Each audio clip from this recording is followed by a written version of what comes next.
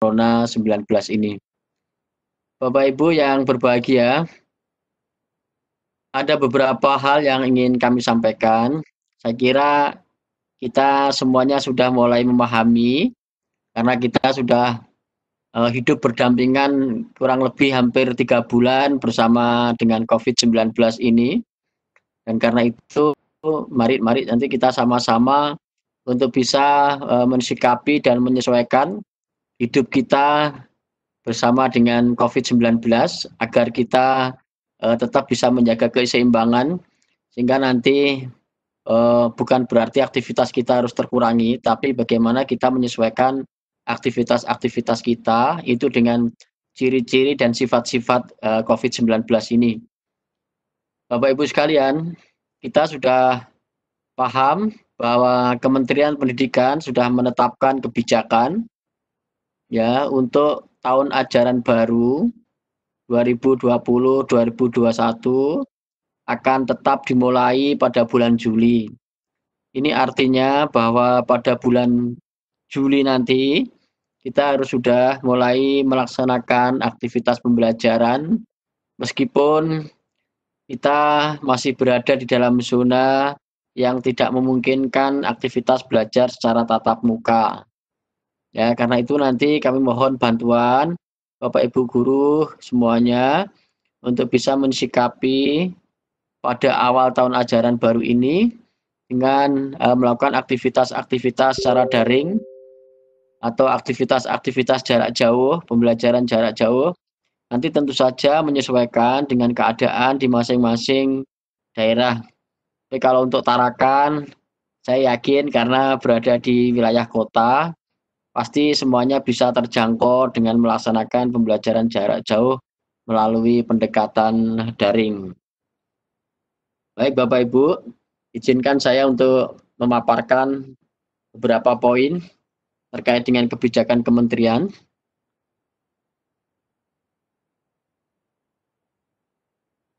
Nah, Bapak Ibu sekalian, prinsip kebijakan Kementerian Pendidikan di masa COVID-19 ini ya lebih mengutamakan kesehatan dan keselamatan peserta didik.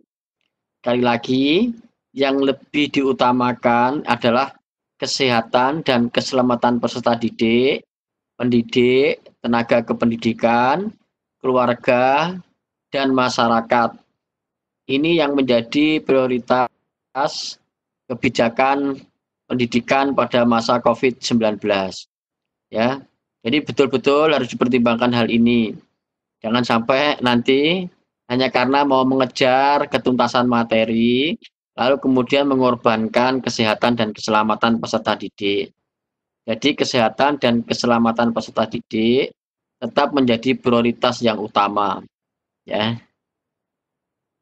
Karena itulah, maka kementerian menetapkan kebijakan bahwa kita ini sudah dibagi berdasarkan area zona, ya.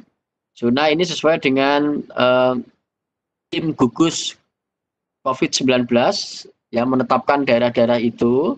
Kita lihat di Kalimantan Utara sampai sekarang ini tidak ada satupun daerah yang dikategorikan sebagai zona hijau. Ya, tidak ada satupun di kabupaten kota yang ada di Kalimantan Utara yang sudah ditetapkan di zona hijau. Karena persyaratan pertama untuk melaksanakan tatap muka, pastikan dulu bahwa kita berada di zona hijau.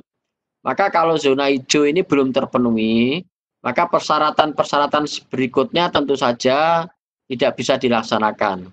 Ya, kita akan mencoba memahami ini. Siapa tahu nanti dalam bulan ke depan, mungkin 1 bulan, 2 bulan, lalu COVID ini sudah mereda dan kemudian daerah kita ditetapkan sebagai daerah hijau. Kalau kita sudah masuk sebagai daerah hijau, maka yang pertama kita pastikan kita daerah zona hijau. Lalu setelah zona hijau kita dapatkan berdasarkan ketetapan dari gugus COVID-19, maka langkah berikutnya adalah Pemda atau Kanwil kantor Kemenak Ini untuk kegiatan keagamaan, untuk pendidikan pada jalur keagamaan, memberikan izin, ya. Jadi Dinas Pendidikan mewakili Pemda menetapkan bahwa sudah mulai dibuka kegiatan pembelajaran tatap muka. Jadi harus ada surat yang dikeluarkan dari Dinas Pendidikan terkait dengan izin pelaksanaan pembelajaran tatap muka. Kalau nanti izin pembelajaran tatap muka sudah dikeluarkan dari Dinas Pendidikan atau Pemda, maka langkah berikutnya satuan pendidikan harus memenuhi semua daftar periksa, ya, semua daftar periksa dan siap pembelajaran tatap muka. Itu ada daftar checklistnya, nanti saya akan sampaikan. Dan daftar checklist ini sudah bisa mulai kita inventaris mulai sekarang untuk kita pastikan satuan-satuan pendidikan itu sudah memenuhi semua daftar periksa. Sekalipun kita belum masuk zona hijau. Maksudnya apa?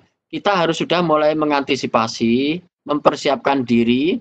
Begitu zona hijau mulai dibuka, ini sekolah tidak perlu lagi baru merasa sibuk untuk melakukan daftar periksa cek, daftar periksa atau siap pembelajaran tatap muka. Jadi mulai sekarang, Bapak Ibu, nanti masing-masing satuan pendidikan harus sudah bisa mulai melaksanakan daftar periksa siap pembelajaran tatap muka. Ya. Kalau nanti sekolah sudah menetapkan, ya, sudah menetapkan daftar periksa siap pembelajaran tatap muka, masih ada persyaratan lagi yang harus dipenuhi, yaitu mendapatkan persetujuan dari orang tua, ya, orang tua peserta didik. Tidak boleh dipaksakan bahwa semua peserta harus ikut pembelajaran. Kalau seandainya nanti ada orang tua yang tidak menginginkan anaknya itu mengikuti belajar tatap muka, karena masih merasa khawatir, meskipun sudah masuk zona hijau, meskipun sudah dapat izin dari Dinas Pendidikan, meskipun sekolah sudah melakukan daftar periksa cek, tapi kalau memang masih ada orang tua yang belum menyetujui, ini sekolah harus mengakomodir. Jadi orang tua yang belum menyetujui tadi nanti tetap harus melaksanakan kegiatan pembelajaran jarak jauh. Ini prinsipnya, ya. Jadi ada 4 persyaratan nanti yang harus dipenuhi. Nah, persyaratan yang ada di dalam kendali sekolah itu adalah satuan pendidikan memenuhi semua daftar periksa. Ya, kalau tentang zona hijau itu tentu bukan kendalinya sekolah. Izin dari Pemda juga bukan kendalinya sekolah. Sekolah hanya bisa mengendalikan apa yang ada dalam kewenangan sekolah itu untuk memastikan semua daftar periksa itu sudah dilakukan pengecekan dan semua terpenuhi. Kalau ada satu saja yang tidak terpenuhi, sekolah juga dilarang untuk melaksanakan pembelajaran tatap muka. Nah, karena itulah Bapak Ibu sekalian, sekarang ya sudah pasti bahwa kita nggak bisa ditunda-tunda lagi, itu adalah melaksanakan pembelajaran jarak jauh. Dan mungkin saja nanti di masa-masa ke depan, pembelajaran jarak jauh itu menjadi suatu moda, menjadi suatu modus menjadi suatu pembelajaran yang makin banyak dimanfaatkan, ya. Jadi karena itulah kita mengajak kepada semua guru untuk sudah mulai bisa menyiapkan diri agar pembelajaran bisa dilaksanakan melalui jarak jauh, ya, pembelajaran jarak jauh. Nah, termasuk yang kita laksanakan sekarang ini adalah bagian dari upaya untuk menyiapkan agar nantinya Bapak Ibu guru, ya, pada awal-awal tahun ajaran baru nanti sudah bisa melaksanakan pembelajaran meskipun dengan pembelajaran jarak jauh. Nah, ini yang harus diperhatikan. Nah, sekarang kita lihat apa saja daftar cek yang harus disiapkan oleh satuan pendidikan. Nanti kita bantu bersama-sama, mari Bapak Ibu, untuk melakukan pengecekan di satuan-satuan pendidikan. Ini bisa dilakukan mulai sekarang, karena toh persyaratan ini akan mutlak dipenuhi, akan mutlak diperlukan.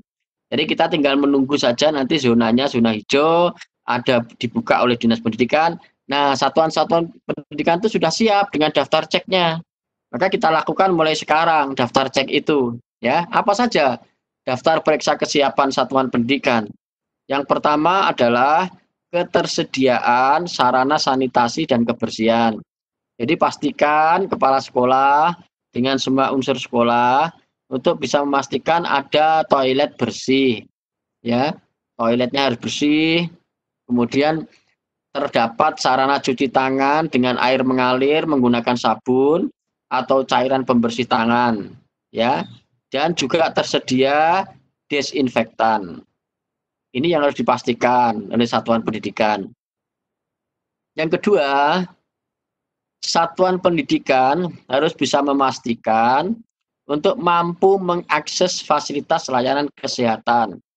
Jadi sekolah ini kira-kira yang dirujuk puskesmas mana, klinik mana, rumah sakit mana, itu sudah terinventaris. Ya, jangan sampai nanti begitu ada kasus baru kita kebingungan. Mulai direncanakan mau dirujuk di yang dekat itu misalnya puskesmas mana, klinik mana, rumah sakit mana. Ini harus sudah diinventaris juga. Lalu yang ketiga, Bapak Ibu sekalian, kesiapan untuk menerapkan area wajib masker. Jadi di mana di situ dipasangin ya, dipasangi tulisan-tulisan bahwa area wajib masker. Nah, kemudian peserta didik diwajibkan dan orang tua dan guru dan semua saja yang berada di dalam lingkungan area wajib masker itu semua dikenakan kewajiban untuk menggunakan masker. Ya, ini. Terus kemudian juga ada masker tembus pandang ya, yang transparan itu ya, yang kayak mika, kayak plastik itu digunakan untuk peserta didik yang disabilitas tunarungu. Karena supaya bisa melihat gerakan mulut ya. Itu nanti dipastikan seperti itu. Kemudian yang keempat, satuan pendidikan harus memiliki termogan, alat pengukur suhu tubuh ya, yang ditembakkan itu. Jadi supaya nanti satuan pendidikan sudah bisa ngecek setiap warga, apakah peserta didik, apakah orang tua, apakah guru, apakah tenaga pendidikan yang masuk di area sekolah itu dipastikan bahwa suhunya itu tidak melebihi dari 37,5. Ya, artinya bahwa tidak mengalami demam. Kemudian yang kelima, ini pemetaan warga satuan pendidikan yang tidak boleh melakukan kegiatan di satuan pendidikan. Jadi jangan sampai nanti ada peserta didik yang mengalami sakit, ya, sakit bawaan misalnya, itu semuanya harus juga tercek itu, dicek. Sehingga kalau perlu minta informasi ke orang tua. Nah, anak-anak yang memiliki penyakit penyerta ya, itu supaya tidak diizinkan untuk masuk sekolah dulu, ya. Itu. Kemudian juga diinventaris anak-anak yang tidak memiliki akses transportasi, yang memungkinkan penerapan jaga jarak. Contohnya naik angkot yang jumlah penumpangnya berlebihan, itu juga harus diantisipasi. Sehingga nanti jangan diperbolehkan dulu yang memang tidak ada alat transportasi yang menyebabkan anak-anak untuk bisa datang ke sekolah. Ya, termasuk gurunya kalau memang tidak ada transport. Kalau dia menggunakan transportasi umum harus segera diidentifikasi. Kemudian juga diidentifikasi orang-orang yang memiliki riwayat perjalanan dari zona kuning, orange dan merah atau riwayat kontak dengan orang terkonfirmasi positif COVID-19 dan belum menyelesaikan isolasi mandiri selama 14 hari. Jadi ini juga harus dilakukan relaksasi supaya nanti jangan begitu kita sudah menerapkan pembelajaran tatap muka lalu kemudian semua siswa wajib, itu jangan. Harus tetap dipilih dan dipilah supaya nanti bisa memastikan bahwa pembelajaran itu memang betul-betul mengutamakan pada kesehatan dan keselamatan peserta didik. Ya, jangan dirisaukan dengan materi pelajaran. Kalau seandainya peserta nanti kalau nggak ikut ketinggalan, ya nggak apa-apa. Jangan dijadikan sebagai rujukan tentang penguasaan materi pelajaran. Tapi harus betul-betul mendahulukan dan mengutamakan kesehatan dan keselamatan peserta didik. Nah, yang penting nanti pembelajaran itu harus dilakukan dengan hal yang sifatnya bermakna, ya, bermakna dan menyenangkan. Itu nanti yang lebih penting, Bapak Ibu sekalian. Kemudian yang berikutnya, membuat kesepakatan bersama komite satuan pendidikan terkait kesiapan melakukan pembelajaran tatap muka di satuan pendidikan. Nah, ini juga harus disiapkan nanti masing-masing satuan pendidikan ya.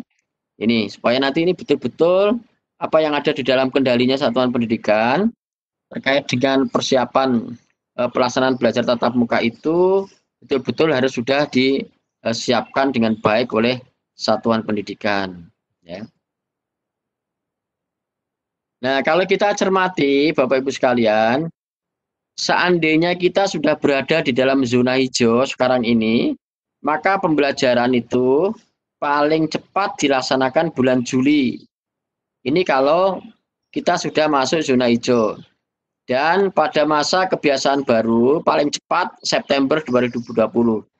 Jadi Juli 2020 ini kalau sudah zona hijau ya, ini kan kita belum zona hijau, otomatis tidak bisa melaksanakan pada bulan Juli untuk tatap mukanya.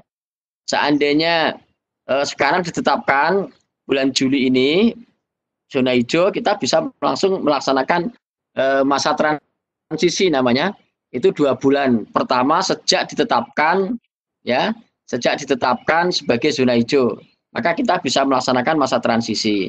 Nanti setelah 2 bulan berlalu masa transisinya, baru kita masuk yang namanya masa kebiasaan baru. Itu. Ya, ini yang harus dipenuhi Bapak Ibu sekalian. Kita lihat di situ, yang pertama kali melaksanakan tatap muka itu adalah SMA, SMK, MA, MAK, SMP, MTS. Prinsipnya sekolah menengah atas dan sekolah menengah pertama. Sekolah menengah atas dan sekolah menengah pertama itu akan melaksanakan pembelajaran tatap muka di masa-masa awal. Jadi nggak barengan ya, tidak barengan SD, SMA, PAUD gitu nggak bareng. Maka didahulukan dulu SMA dan SMP. Kalau SMA dan SMP setelah 2 bulan dilakukan, lalu aman, baru SD dan MI. Itu masuk tatap muka. Jadi kita lihat di sini, untuk jenjang menengah pertama dan menengah atas, masa transisi paling cepat bulan Juli 2020, untuk SD, MI, SLB, ya, atau sekolah dasar, paling cepat bulan September 2020, dan untuk pendidikan anak usia dini, paling cepat November 2020. Ya. Itu dengan asumsi zona hijaunya ditetapkan bulan Juli. Kalau zona hijaunya bulan Juli, maka paling cepat untuk SD, MI itu adalah September. Tapi kalau bulannya masuk bulan Agustus baru ada zona hijau, ya otomatis kita mundur lagi di situ gitu. Kita asumsinya seperti itu. Ya. Kita bisa lihat seperti itu. Nah, pada jenjang SD dan MI atau sekolah dasar SLB, untuk masa kebiasaan baru itu dimulai paling cepat November 2020. Dan untuk jenjang SD, masa kebiasaan baru paling cepat Januari 2021. Ya. Nah, kemudian apa yang harus disiapkan oleh satuan pendidikan? Yang pertama, ya, untuk jenjang pendidikan dasar dan menengah, berarti di sini SD, SMP, SMA dan sederajat, ya. Ini jarak antar siswa di dalam ruangan itu minimal 1,5 meter, ya, sehingga maksimal untuk satu kelas atau satu rombel hanya mampu diisi untuk 18 peserta didik setiap kelasnya. Nah, jadi di sini diasumsikan setiap kelas itu kapasitas ruangannya hanya diperbolehkan untuk menampung 50% dari kapasitas standar. Ya. Ini kalau standarnya 36 berarti maksimalnya hanya mampu menampung 18 peserta. Kemudian untuk jenjang SLB jaga jarak minimalnya juga sama 1,5 meter dan maksimal hanya mampu menampung 5 peserta di setiap kelas. Ya. Nah, kemudian untuk jenjang PAUD juga demikian, setiap kelas hanya mampu menampung 5 peserta dengan jarak minimal 3 meter antar peserta. Ini untuk anak-anak usia dini karena memang dia sering suka lari kemana kemari, maka perlu diberikan ruang yang agak lebar. Jaraknya 3 meter. Ini Bapak Ibu sekalian, lalu kemudian tentang pengaturan jumlah hari dan jam belajar, itu diserahkan kepada satuan pendidikan, ya. Silakan satuan-satuan pendidikan bisa menentukan, tapi ingat prinsip-prinsip yang di awal tadi harus tetap menjadi perhatian. Jadi prinsipnya di dalam kelas nanti ketika sudah mulai tatap muka, tidak ada di situ waktu istirahat lalu anak-anak bermain-main, tidak ada. Hanya kegiatan pembelajaran, setelah selesai lalu pulang anak-anak. Ya tentu saja jam belajarnya pasti berkurang, hari belajarnya juga berkurang, ya. Ini sudah menjadi konsekuensi yang harus dilaksanakan. Tapi yang penting frekuensi pertemuan nanti dengan warga, dengan peserta didik harus betul-betul dimanfaatkan supaya nanti pertemuan itu memiliki kesan kepada peserta didik, sehingga peserta didik itu merasa bahagia, merasa senang, itu jauh lebih penting, ya. Maka sekali lagi saya sering mengajak kepada semua guru agar pertemuan dengan peserta didik itu pertemuan yang bersifat produktif. Yang produktif itu bukan menguasai pengetahuan sebanyak-banyaknya, tetapi bisa menyegarkan, bisa memotivasi, bisa menumbuhkan semangat, bisa saling mengungkapkan gagasan. Lalu siswa-siswa itu bisa presentasi, memaparkan pengalaman-pengalamannya. Itu jauh lebih baik daripada sekedar guru-guru harus mengajarkan pengetahuan-pengetahuan yang terkait dengan kurikulum, ya. Karena memang masa COVID-19 ini sudah ada kebijakan dari kementerian bahwa guru-guru tidak harus menuntaskan konten kurikulum, ya. Jadi yang terpenting justru diajak guru-guru bisa mengajarkan hal-hal yang bermakna yang terkait dengan kecakapan hidup, bagaimana anak-anak ini bisa hidup berdampingan dengan virus corona, dia mengerti sifat-sifat virus corona, dia bisa melakukan aktivitas-aktivitas yang bisa mencegah terjadinya penularan, termasuk juga aktivitas-aktivitas yang terkait dengan dirinya sendiri bersama dengan keluarga, apa yang bisa dilakukan untuk membantu keluarga melatih kebiasaan-kebiasaan hidup yang lebih baik. Ini yang menjadi penekanannya, ya Bapak Ibu, bukan pada aspek penguasaan materi.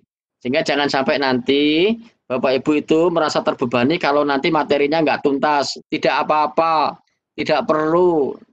Ketuntasan nggak ada gunanya kalau murid-murid malah merasa terbebani. Dia sudah merasa tidak nyaman belajar di rumah itu. Ya, saya juga punya anak yang masih usia sekolah. Saya merasakan, saya berempati dengan apa yang dia rasakan.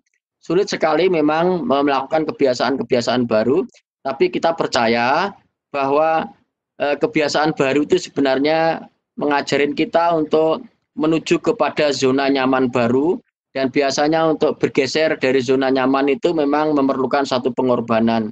Ya, tidak gampang. Tidak gampang. Orang yang sudah enak terus menuju ke tempat yang lebih enak, padahal sebenarnya lebih enak. Tapi karena belum merasakan enaknya, maka perubahan itu menjadi tidak nyaman. Semuanya akan mengalami persis seperti itu. Kalau kita belajar teori gravitasi bumi itu, kita melihat kalau kita mau menuju ke ruang hampa udara, itu gangguannya begitu berat. Setiap kali melempar benda ke atas, maka akan selalu jatuh ke bawah. Itu karena ada gaya gravitasi yang menarik untuk menuju ke zona nyaman yang sudah menjadi kebiasaan. Tapi ketika diteruskan terus sampai kemudian melewati atmosfer, maka di situ tidak ada lagi gravitasi bumi. Nah, disitulah yang disebut dengan zona nyaman baru. Zona nyaman baru memerlukan kebiasaan-kebiasaan baru dan tentu juga memerlukan kekuatan-kekuatan. Kalau tidak ada kekuatan, ya pasti nanti akan kembali lagi ke zona nyaman yang lama. Itu Bapak Ibu sekalian yang terkait dengan masalah kebijakan pembelajaran jarak jauh, ya. Nah, kemudian yang berikutnya, ini yang harus penting untuk dilakukan, perilaku wajib, ya. Perilaku wajib yang dilaksanakan di satuan pendidikan pada masa transisi dan masa kebiasaan baru. Ya, yang pertama harus memastikan bahwa semuanya menggunakan masker, ya, masker kain non medis 3 lapis atau 2 lapis yang di dalamnya diisi tisu, ya, dengan baik serta diganti setelah digunakan selama 4 jam, ya. Nih. Lalu yang kedua, cuci tangan pakai sabun. Ini juga harus menjadi kebiasaan, ya. Atau hand sanitizer. Kemudian juga menjaga jarak minimal 1,5 meter dan tidak diperbolehkan melakukan kontak fisik. Jadi salaman tidak boleh gitu, berpelukan juga tidak boleh gitu, ya. Nah ini pun kita kalau ngobrol juga nggak boleh dekat-dekat, jaraknya juga harus dilakukan 1,5 meter. Ini. Lalu kemudian pada kondisi medis warga sekolah, ya, ini juga harus diperhatikan juga, ya. Jadi pastikan anak-anak yang masuk itu sehat, ya, dan jika mengidap komorbid dalam kondisi terkontrol, ya. Artinya kalau memang memiliki penyakit bawaan harus betul-betul dikontrol. Dilihat apakah misalnya punya diabetes, punya penyakit jantung, punya penyakit asma gitu.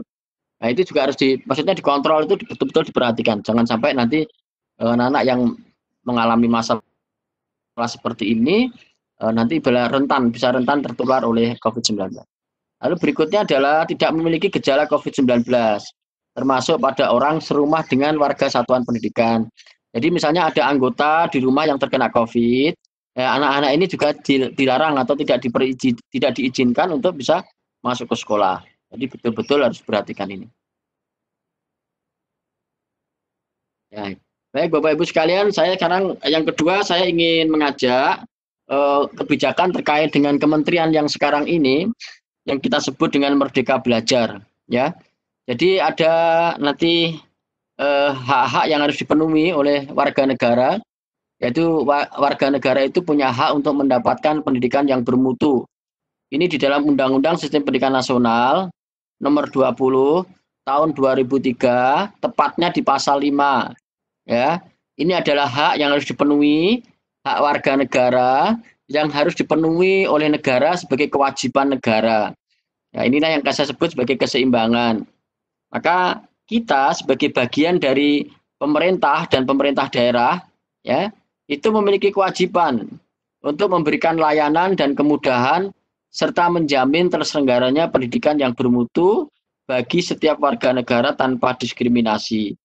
Nah, inilah yang kita berikan kepada mereka. Jadi kita harus memastikan ya, masing-masing guru itu bagian dari pemerintah dan pemerintah daerah, ya. Bagian dari pemerintah dan pemerintah daerah untuk memberikan layanan dan kemudahan serta menjamin terselenggaranya pendidikan yang bermutu bagi setiap warga negara tanpa diskriminasi. Nah, sekarang persoalannya, yang bermutu itu yang seperti apa? Ya, ya, pendidikan yang bermutu itu seperti apa? Kita tahu pendidikan yang bermutu kalau menurut peraturan pemerintah itu adalah pendidikan yang memenuhi 8 standar. Tapi sekarang kita bisa pilih lagi.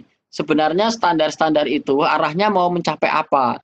Ya, standar-standar itu arahnya untuk mencapai apa? Maka kalau kita lihat gambaran di dalam standar itu sebenarnya yang menjadi fokus adalah standar kompetensi lulusan. Jadi SKL itu merupakan ujung dari sebuah proses panjang. Nah, pertanyaannya, SKL itu diambil dari mana? SKL itu ternyata merupakan rumusan dari tujuan pendidikan nasional. Itulah yang kita sebut sebagai akhir dari proses panjang. Maka kemudian kita sering menggunakan istilah, kalau memang akhir itu menjadi tujuan, maka akhir harus jelas di awal. Akhir harus jelas di awal. Makanya kemudian kita memiliki suatu prinsip, marilah kita memulai dengan akhir di dalam pikiran. Memulai dengan bayangan akhir di dalam pikiran. Karena itu akhir harus terus tetap terngiang-ngiang, akhir harus tetap terlihat jelas di awal di dalam pikiran kita. Kalau kita tidak bisa melihat akhir sejak awal, maka jangan-jangan kita tidak bisa memastikan apakah awal yang kita buat itu adalah awal untuk menuju akhir atau awal menjauh dari akhir. Nah, karena inilah yang harus kita pastikan. Nah, sebenarnya akhir dari pendidikan nasional itu seperti apa? Akhir pendidikan nasional adalah rumusan dari tujuan pendidikan nasional. Saya meminta kepada Bapak Ibu sekalian mengajak kepada semua stakeholder pendidikan untuk betul-betul bisa memahami tujuan pendidikan nasional ini secara jelas dan gamblang, sehingga akan membantu upaya-upaya kita itu untuk menuju ke arah itu.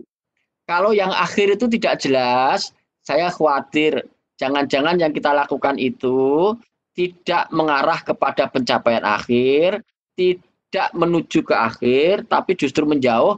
Dalam bahasa manajemen disebut dengan kontraproduktif. Kontraproduktif itu antara keinginan dengan perbuatan tidak sama. Keinginan kita itu menuju ke timur, tapi perbuatan kita menuju ke barat. Jadi keinginan kita menuju akhir, tapi perbuatan kita menjauh dari akhir. Nah, karena itulah kita harus memastikan betul, Bapak Ibu sekalian. Nah, mari kita simak, kalau memang ada beberapa Bapak Ibu yang belum pernah membaca rumusan dari akhir perjalanan pendidikan ini, tidak apa-apa. Tapi seandainya yang sudah bisa, tolong ini diinternalisasikan di dalam diri kita, bahwa ini akan menjadi rujukan, ya, rujukan menuntun proses kita untuk menuju ke arah akhir tujuan pendidikan nasional itu. Apa rumusan tujuan pendidikan nasional itu? Kita lihat di pasal 3 Undang-Undang Nomor 20 tahun 2003 tentang Sistem Pendidikan Nasional. Sebenarnya tujuan pendidikan nasional itu bukan siswa itu menguasai pengetahuan sebanyak-banyaknya. Bukan siswa itu mendapatkan nilai UN yang setinggi-tingginya. Tapi ternyata kalau kita cermati, mari kita lihat, tujuan pendidikan nasional itu adalah berkembangnya potensi peserta didik. Ingat, tugas kita adalah membantu supaya potensi peserta didik itu berkembang. Lalu ketika dia berkembang, diharapkan peserta didik itu nanti bisa menjadi apa? Yang diharapkan oleh undang-undang, peserta didik itu potensinya berkembang agar menjadi manusia, bukan menjadi robot. Ya, hanya bisa melaksanakan secara akurat, tetapi berdasarkan program atau perintah. Ini robot. Robot itu memang bisa melakukan sesuatu dengan akurat, tetapi robot itu diprogram oleh orang lain. Ya, bahkan robot melakukan sesuatu tidak pernah menyadari mengapa dia berbuat sesuatu, dia tidak tahu. Tapi kita ingin menjadikan anak-anak kita itu adalah manusia. Jadi potensinya berkembang akan menjadi manusia, manusia dengan unsur kemanusiaannya. Karena itu manusia yang beriman dan bertakwa kepada Tuhan Yang Maha Esa, karena manusia itu adalah memiliki unsur spiritual.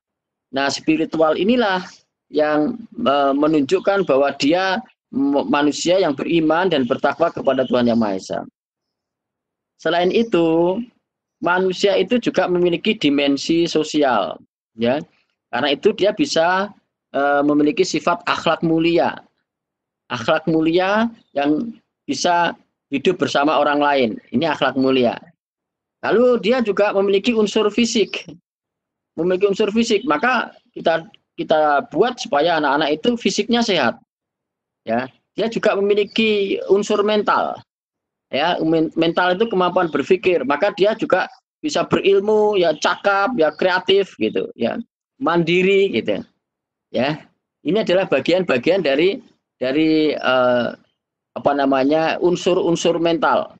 Lalu dia juga punya unsur-unsur emosional. Maka di situ ada kemandirian, ya. Nanti ada istilah yang dipakai di dalam kehidupan kita itu, ternyata pertama kita itu hidup dalam ketergantungan. Setelah ketergantungan nanti kemandirian. Setelah kemandirian namanya kesaling tergantungan. Jadi kesaling tergantungan itu hanya bisa dilakukan oleh orang-orang yang mandiri. Kalau dia belum mandiri, dia tidak bisa bekerja dengan orang lain. Ya, kesaling tergantungan itu adalah saling membutuhkan, saling memerlukan. Dan itu hanya dilakukan oleh orang yang mandiri. Ya, hanya bisa dilakukan oleh orang yang mandiri. Jadi orang itu mandiri, punya kemampuan sendiri-sendiri, lalu dia merasa ingin melipat gandakan kemampuannya dengan cara bekerja sama. Ya. Jadi kesaling tergantungan itu sebenarnya adalah proses kerjasama, saling memerlukan. Nah, kemudian kita juga menginginkan supaya anak-anak itu hidup dalam berdampingan bersama orang lain sebagai bagian dari warga negara. Ini yang namanya civil effect-nya. Civil effect-nya itu ya, sebagai masyarakat yang memiliki kehidupan berwarga negara, maka dia menyadari betul, ya, dia harus menjadi warga negara yang demokratis dan bertanggung jawab. Apa maknanya demokratis itu adalah kesediaan untuk hidup dalam keanekaragaman, kesediaan untuk bisa selaras atau harmoni hidup berdampingan dengan orang-orang lain yang berbeda. Itu adalah demokratis. Ya, sebab kalau kita tidak memiliki demokratis, maka hidup ini akan terasa bermusuhan terus karena kita hidup dalam keanekaragaman. Bahkan kita hidup dalam keseragaman pun tidak ada jaminan bahwa kita sama plek dengan orang lain, ya. Yang apakah itu homogen dalam suku, homogen dalam agama, itu tetap saja memiliki perbedaan-perbedaan. Karena itu perbedaan itu adalah keniscayaan yang tidak bisa dihindari. Yang diperlukan adalah bagaimana kita mensikapi perbedaan itu sebagai sebuah keindahan dan kedamaian dalam hidup yang harmoni. Inilah yang kita maknai sebagai demokratis. Lalu yang terakhir, kita juga ingin melatih anak-anak itu bertanggung jawab. Ya, apa sebenarnya makna bertanggung jawab itu? Yang dimaksud dengan tanggung jawab itu adalah responsibility, dari dua kata responsibility, kemampuan untuk memilih respon. Ya, yang kita pilih itu responnya. Konsekuensi itu mengikuti respon kita. Kita tidak bisa memilih konsekuensi, kita hanya bisa memilih respon. Makanya kemudian tindakan kita kepada seorang lain itu adalah respon kita terhadap stimulasi orang lain. Ya.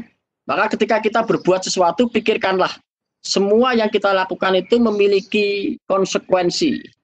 Memiliki konsekuensi, ya. Nah, orang-orang yang bertanggung jawab, dia akan mampu memilih tindakan yang tindakan itu dia siap menerima konsekuensinya. Nah, ini yang dinamakan tanggung jawab, responsibility, kemampuan untuk memilih respon. Ya. Nah, kadang-kadang kita merasa tidak bertanggung jawab atas respon kita karena seolah-olah respon kita itu karena stimulasi orang lain. Jadi kemudian kita selalu menyalahkan orang lain. Padahal tidak. Ya, orang lain itu boleh menstimulasi apa saja, tetapi kita tidak harus merespon tindakan kita persis seperti stimulasinya orang lain. Tapi kita akan memilih respon kita sesuai dengan kesadaran kita, bukan karena stimulasi orang lain. Maka kemudian ada istilah yang harusnya kita kritisi atau kita koreksi. Ada istilah yang mengatakan kamu jual saya borong. Nah, itu istilah-istilah yang sebenarnya tidak tepat. Ada istilah lagi, kalau kamu jahat, saya bisa lebih jahat lagi. Itu juga tidak bagus. Padahal sebenarnya kan begini, kalau kamu baik dengan saya baik dengan Anda, tapi kalau Anda jahat dengan saya akan tetap baik dengan Anda, karena saya tidak akan mengizinkan tindakan saya untuk berbuat jahat kepada orang lain. Karena kejahatan saya itu adalah bagian dari tanggung jawab saya. Maka saya tidak mengizinkan saya melakukan hal-hal yang membuat tidak baik, karena ketidakbaikan itu adalah konsekuensi yang harus saya terima. Maka saya tidak akan melakukan hal yang mengakibatkan ketidakbaikan. Nah, ini yang harus diajarkan di dalam satuan-satuan pendidikan kita supaya nanti betul-betul bahwa anak-anak itu memiliki inisiatif mengambil tanggung jawab atas suatu tindakan yang dia lakukan, dan dia harus betul-betul menyadari. Lalu kemudian kita dorong supaya anak-anak itu belajar untuk bisa mengambil risiko atau mengambil konsekuensi atas tindakan yang dia lakukan. Inilah yang kita katakan memberikan hukuman kepada peserta didik itu sebenarnya adalah bagian dari upaya melatih supaya anak-anak itu mengambil tanggung jawab atas apa yang dia lakukan. Tapi pastikan Bapak Ibu sekalian, ketika Bapak Ibu menghukum anak-anak itu, jangan terkesan bahwa hukuman itu dari gurunya. Tapi katakan kepada mereka, hukuman itu adalah konsekuensi dari perbuatan Anda. Jadi sebenarnya Bapak Ibu itu hanya ingin membantu supaya anak-anak mengambil tanggung jawab atas perbuatan yang dia lakukan. Tentu saja ketika menghukum itu sebenarnya hanya mau melatih, nak, belajarlah bertanggung jawab. Jadi kamu harus mau menerima konsekuensi atas apa yang sudah kamu lakukan. Karena kamu tidak pernah masuk, maka kamu harus mau menerima hukuman. Siapa yang menghukum kamu? Bukan gurunya. Kamu dihukum oleh perbuatanmu sendiri. Jadi jangan sampai nanti guru itu menunjukkan menghukum itu dengan kebencian. Seolah-olah terkesan bahwa gurunya yang menghukum. Padahal sesungguhnya tugas kita hanya mau mengajarin anak-anak untuk belajar tanggung jawab. Karena itu pada saat menghukum itu sebenarnya gurunya bisa sambil tersenyum, sambil mengajak, ayo nak belajarlah kamu bertanggung jawab. Disinilah sebenarnya yang mau dikatakan oleh Pak Menteri, ini semua rumusan yang tadi saya sampaikan, itu disebut sebagai pembelajar Pancasila. Jadi kalau kita ingin menginternalisasikan nilai-nilai Pancasila itu, penuhi dari rumusan tujuan pendidikan nasional ini supaya betul-betul nanti anak-anak menjadi pembelajar Pancasila. Ya, dia betul-betul memiliki pemahaman terhadap ketuhanan yang Maha Esa. Dia menjadi manusia yang berkeadilan, kemanusiaan yang adil dan beradab. Beradab itu dalam arti ya berakhlak mulia.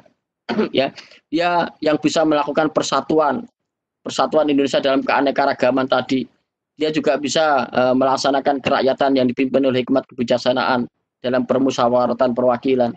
Dan yang kelima adalah keadilan sosial bagi seluruh rakyat Indonesia. Jadi siapa saja dia harus mengambil konsekuensi atas tanggung jawab itu. Itu yang disebut dengan keadilan.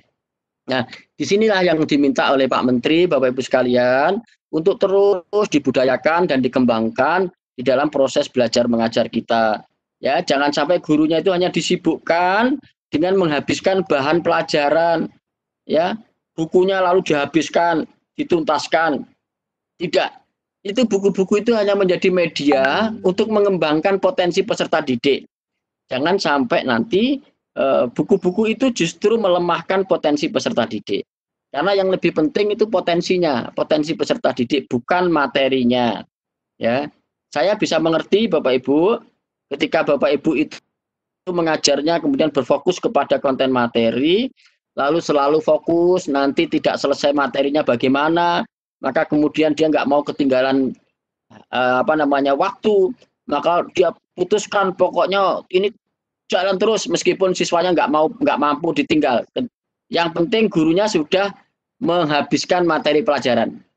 Kenapa pikiran itu terjadi? Karena ada ujian nasional yang menyebabkan Bapak Ibu itu merasa risau kalau nanti jangan-jangan apa yang keluar dalam ujian nasional ternyata belum pernah diajarkan oleh gurunya. Ya, kekhawatiran itulah yang kemudian menyebabkan guru berpikir seluas-luasnya untuk memberikan materi pelajaran karena gurunya tidak bisa memprediksi mana ujian yang akan keluar. Daripada kita salah-salah, kasihkan aja semuanya. Karena semuanya dikasihkan, itu menjadi beban bagi siswa dan akhirnya menjadi sampah-sampah yang mengganggu kemampuan berpikir peserta didik. Ini yang menjadi problemnya. Nah, karena disitulah kemudian potensi peserta didik menjadi tidak berkembang. Ya, itu yang menjadi masalah. Karena itu nanti sejak diputuskan tidak ada ujian nasional, seharusnya Bapak Ibu lebih merdeka, lebih punya kemampuan untuk mengontrol dan mengendalikan pembelajaran, bahwa tugas kita adalah mengoptimalkan berkembangnya potensi peserta didik. Jadi nanti sudah nggak ada ujian nasional, Bapak Ibu nggak usah risau ya. Malah saya berharap di awal-awal tahun ajaran baru nggak usah ngomong pelajaran, tidak usah ngomong pelajaran. Iya memang betul, yang diutamakan itu bukan pelajaran, tapi melatih kemampuan berpikir peserta didik. Kalau nanti dia sudah merasa terbiasa berpikir konstruktif, dia merasa senang dan menikmati belajar, kita lihat hasilnya. Anak-anak jauh menguasai lebih banyak dari apa yang kita harapkan. Ya, lebih banyak yang dari apa yang kita harapkan. Karena dia punya kemampuan yang luar biasa.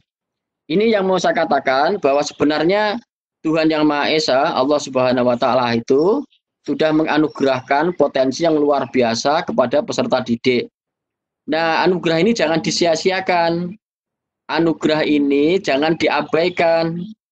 Tanda kita mensyukurinya, mari karunia itu kita kembangkan yang lebih besar lagi, yang lebih berfungsi lagi, ya, supaya nanti karunia Tuhan itu bisa menjadi lebih besar dan lebih kuat. Ini tugas kita seperti itu, mengembangkan. Ya, kita tahu bahwa sejak dilahirkan anak itu telah memiliki potensi 1 triliun neuron. Ya, 1 triliun neuron itu terdiri dari 100 miliar neuron aktif dan 900 miliar neuron pasif. Nah, tiap-tiap neuron aktif itu, ya, dia kalau mendapatkan stimulasi yang tepat akan berkembang mencapai 20.000 sinap atau jaringan sel otak. Ini luar biasa. Dan Allah ketika menganugerahkan ini, Allah tidak pernah membeda-bedakan. Dia dengan sifat Maha Rahman dan Maha Rahimnya, sifat dengan Maha penuh kasih sayang, ya, sifat yang penuh kasih yang tidak pernah pilih kasih, ini dianugerahkan oleh Tuhan tidak pernah membeda-bedakan. Apakah dia agamanya apa, dia sukunya apa, dia itu kebangsaannya apa, dia adatnya apa. Allah tidak pernah membeda-bedakan. Jadi setiap anak yang dilahirkan sudah diberi potensi oleh Tuhan Yang Maha Esa sebanyak 100 miliar kali 20.000. Ini potensinya ya. 1 triliun tadi itu terdiri dari 100 miliar dan 900 miliar yang pasif. Ya. Yang pasif itu kalau dia mati, dia tumbuh lagi, mati, tumbuh lagi, tetap. Tetapi yang aktif, dia kalau mendapatkan stimulasi langsung dia bisa berkembang. Nah, karena itu kita syukuri, kita harus mensyukurinya dengan memanfaatkan dan menggunakan anugerah Tuhan ini secara maksimal, ya. Ini yang penting. Coba kita lihat di sini Bapak Ibu sekalian. Ini saya mau mengajak supaya betul-betul nanti perlakuan Bapak Ibu itu di satuan-satuan pendidikan itu adalah untuk mengembangkan, bukan melemahkan. Mengapa saya begitu serius tentang masalah ini? Karena ternyata anak-anak kita itu yang harusnya menjadi luar biasa itu menjadi biasa-biasa saja karena telah dirusak oleh orang dewasa. Orang dewasa lah yang merusak potensi itu. Siapa orang dewasa itu? Yang jelas bukan anak. Ya, orang dewasa itu bisa orang tua, orang tuanya sendiri, bisa masyarakat, bisa juga gurunya. Ya, yang jelas bukan anak-anak, tapi orang dewasa. Karena itu anak-anak itu adalah korban. Maka begitu kita menemukan anak-anak yang diajak ngomong nggak nyambung, diajak mikirnya nggak begitu jelas, lalu perilakunya itu perilaku yang antisosial, perilaku negatif, susah diatur, susah dikendalikan, itu sebenarnya bukan sifat dari anak. Itu adalah pengaruh-pengaruh yang diberikan kepada anak, maka anak kita sebut sebagai korban. Anak itu menjadi korban. Nah, kalau kita melihat dia itu korban, seharusnya kita harus menolong korban. Tapi kebanyakan dari kita, kalau kita menemukan korban, lalu kemudian kita anggap itu adalah masalah. Nah, karena masalah, kemudian kita nggak sengaja kita mengorbankan lagi anak-anak itu. Jadi dia sudah korban, lalu dikorbankan lagi. Nah, tugas pendidikan bukan begitu. Kalau cuma cari enaknya saja, saya kira kurang pantas kalau kita mendapatkan imbalan sebagai guru profesional. Atau kurang tepat kalau kita dianggap sebagai pekerjaan profesional. Karena pekerjaannya biasa-biasa saja. Ini pekerjaan kita ini luar biasa. Yang hanya bisa dilakukan oleh orang-orang yang luar biasa. Makanya kalau kita mengerjakan yang biasa-biasa saja, menurut saya kita belum puas. Seharusnya kita memang melakukan hal yang luar biasa. Ya, ini karunia Tuhan tadi. Ya, jadi kalau ada melihat masalah-masalah kepada anak-anak, saya mengajak kepada Bapak Ibu guru sekalian untuk melihat dari perspektif korban. Anak-anak itu korban karena korban perlu dibelas kasihani. Korban itu perlu disayangi, dibelas kasihani. Karena dia bukan anak yang salah. Dia itu korban. Ya.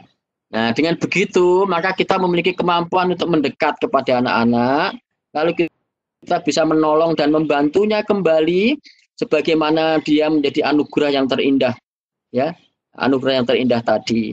Ya, Bapak Ibu, kita bisa memahami kalau orang tua atau masyarakat, ya, yang dia tidak memiliki kemampuan mendidik, sehingga bisa jadi apa yang dilakukan itu menjadi sesuatu yang salah, itu bisa dimengerti, bisa dipahami, ya. Tetapi kalau seorang pendidik melakukan hal-hal yang salah, ini sulit untuk dimengerti dan sulit dipahami. Kenapa? Karena orang tua itu memang tidak disiapkan menjadi pendidik, tidak disiapkan. Makanya untuk jadi orang tua tidak perlu ditanya, kamu punya sertifikat pendidik atau tidak. Tidak. Yang penting dewasa, punya kemampuan, lalu diizinkan menikah dan bisa buat anak, lalu jadilah anak. Tapi untuk jadi guru tidak cukup.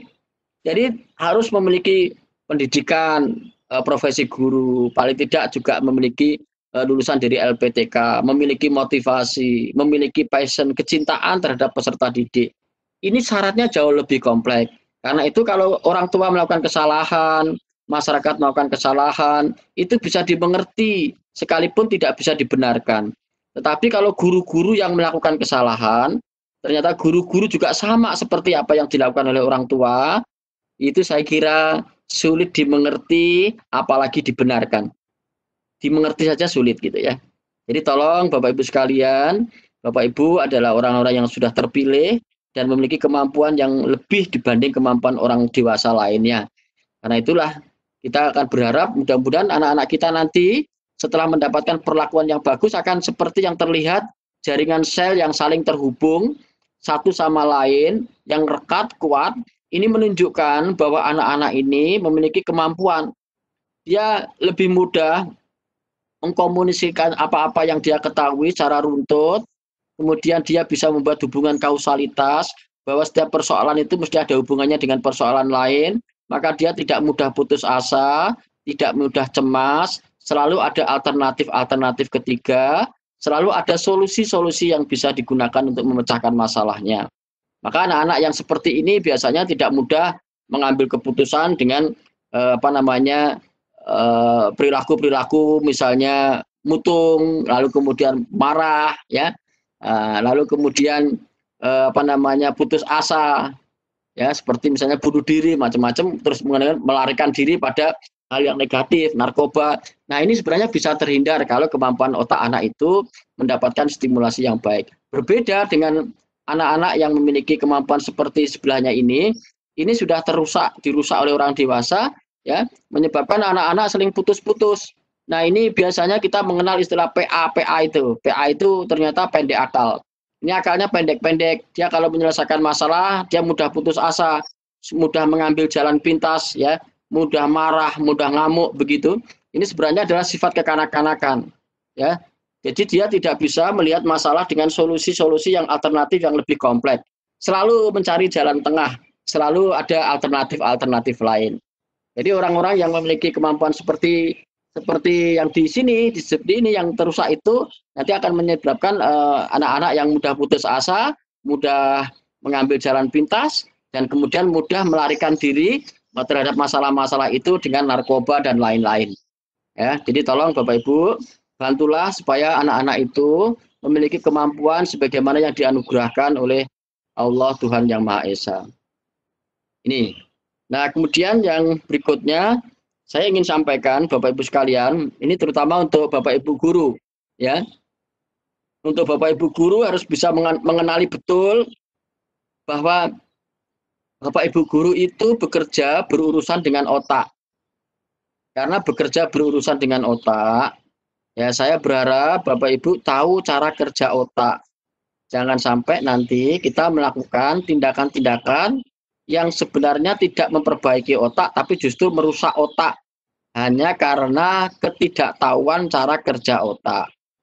Ya, ini biasanya dulu waktu kita sekolah kecil, kita sering melihat perilaku guru itu, kalau ada yang rame gebrak meja, ya, bentak-bentak, lempar kapur, zaman dulu. Tapi sekarang saya ngelihat nggak ada, ya, tidak pernah ada. Mudah-mudahan juga sudah tidak ada. Ya, tidak ada kekerasan, apakah itu kata-kata, apakah itu perbuatan, apakah itu ekspresi. Ekspresi kasar itu misalnya wajahnya tidak terlihat ramah, ya. Nah, ini yang harus dikenali Bapak Ibu sekalian. Kita ini dikaruniai oleh Tuhan, ini karunia Tuhan juga. Ada 3 bagian yang menjadi satu di otak kita, atau satu yang terdiri dari 3 bagian. Maka kita sering mengenal 3 in 1. Mari kita lihat Bapak Ibu sekalian. Yang pertama, ini kita mengenali di dalam otak kita itu ada namanya batang otak, ya. Batang otak atau dikenal juga inti hitam atau cairan hitam, ya. Dan kemudian sifatnya di situ adalah bertahan. Ini beberapa pakar juga menyebutnya dengan otak reptil. Saya tidak tahu mengapa disebut dengan otak reptil, apakah sifatnya itu seperti reptil, ya. Maka di dalam batang otak ini dia dikenal sebagai fight atau flight. Kalau tidak melawan, melarikan diri, ya. Jadi kalau dia merasa punya kemampuan, dia melawan. Contohnya apa? Mendebat, membantah, ya. Mendebat, membantah, lalu kemudian defend, mempertahankan diri, gitu. Lalu flight itu melarikan diri, ya, melarikan diri. Melarikan diri bukan fisiknya lari, tidak. Dia mengabaikan, cuek, tidak mau mendengar. Kalau mendengar dia nggak memperhatikan, gitu. Nah, ini ciri-ciri batang otaknya aktif, batang otak hitamnya itu aktif. Dan ini dalam pendidikan dia menjadi tidak kondusif, ya, tidak diperlukan situasi seperti ini. Maka guru-guru harus bisa merebut keadaan siswa-siswa supaya dia bisa lebih fokus dengan cara apa? Menidurkan batang otak. Menidurkan batang otak itu supaya batang otaknya tidak terlalu reaktif. Maka guru-guru di awal-awal tahun ajaran baru dia harus menunjukkan kepada anak-anak itu sebagai bagian dari yang memihak anak-anak.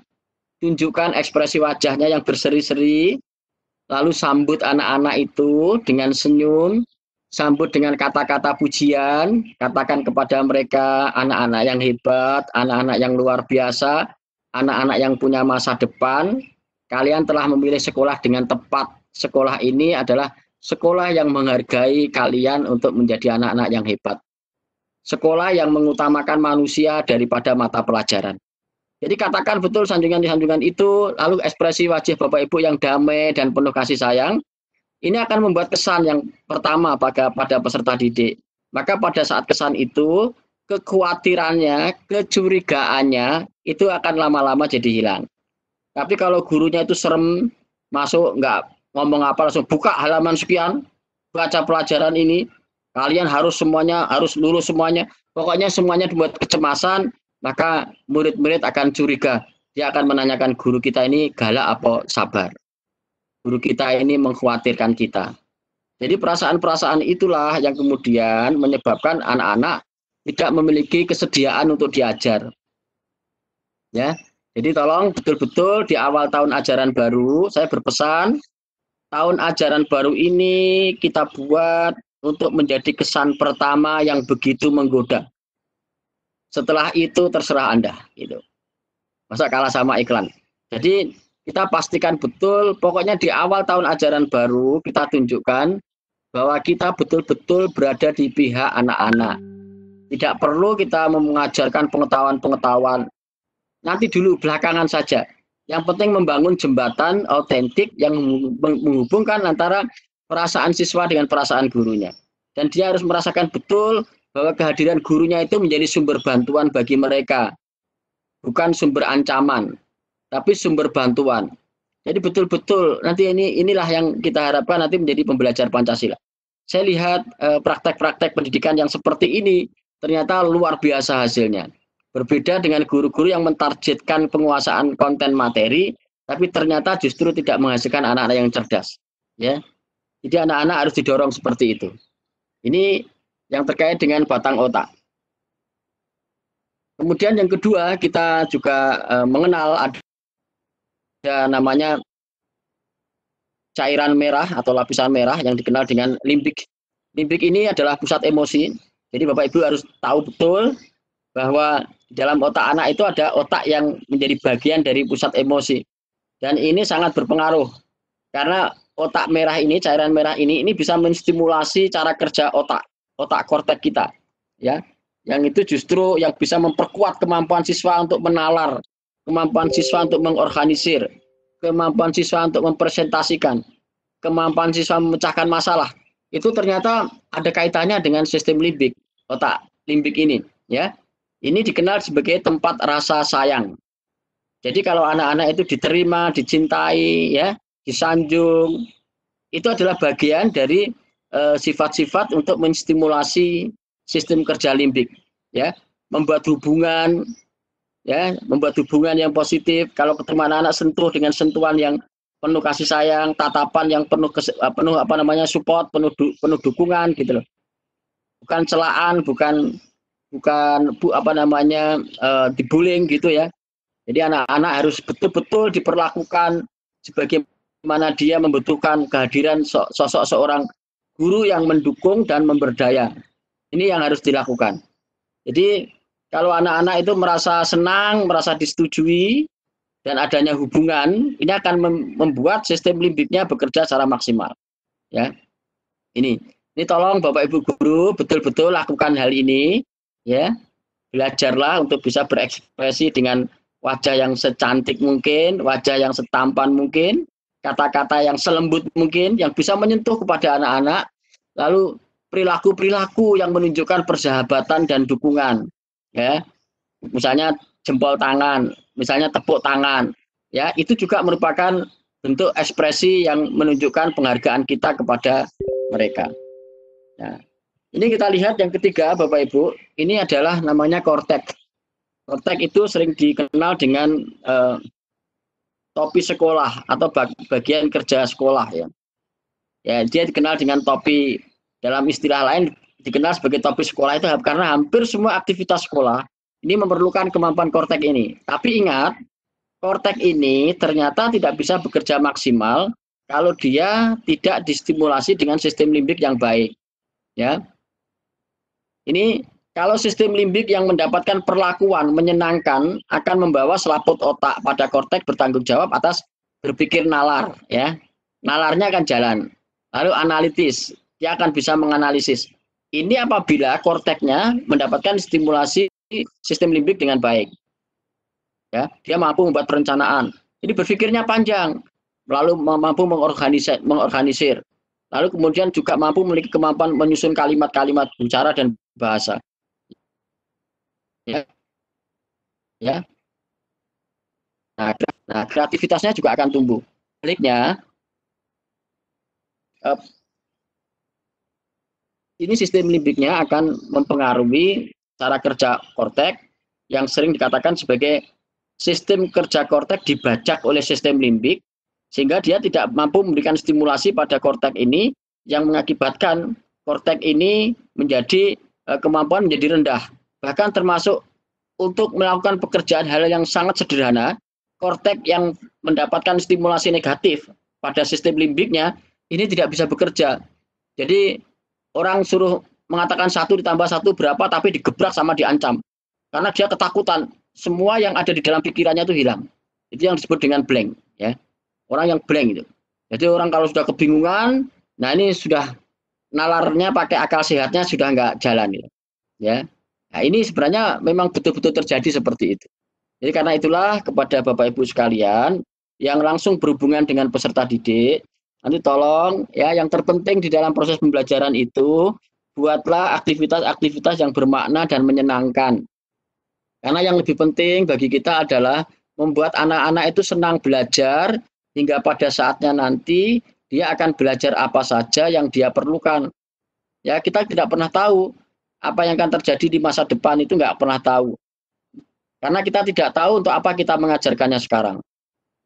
Lebih baik buatlah anak-anak itu senang belajar. Ya, senang belajar. Ya. Hingga pada saatnya dia akan belajar apa saja. Karena dunia ini berubah. Yang diperlukan adalah kemampuan untuk belajar sepanjang hayat. Belajar sepanjang hayat. Bukan belajar hanya di sekolah. Karena merasa ketakutan dengan gurunya aja dia belajar. Tapi setelah itu dia tidak menjadi seorang pembelajar yang hebat. Nah, karena itulah ya, saya berpesan dan berharap betul kepada Bapak Ibu sekalian, terutama yang langsung bersentuhan dengan peserta didik di kelas-kelas kita, untuk bagaimana mendorong secara keseluruhan ya, untuk betul-betul mengajak supaya anak-anak itu memiliki kegemaran dan kesenangan belajar.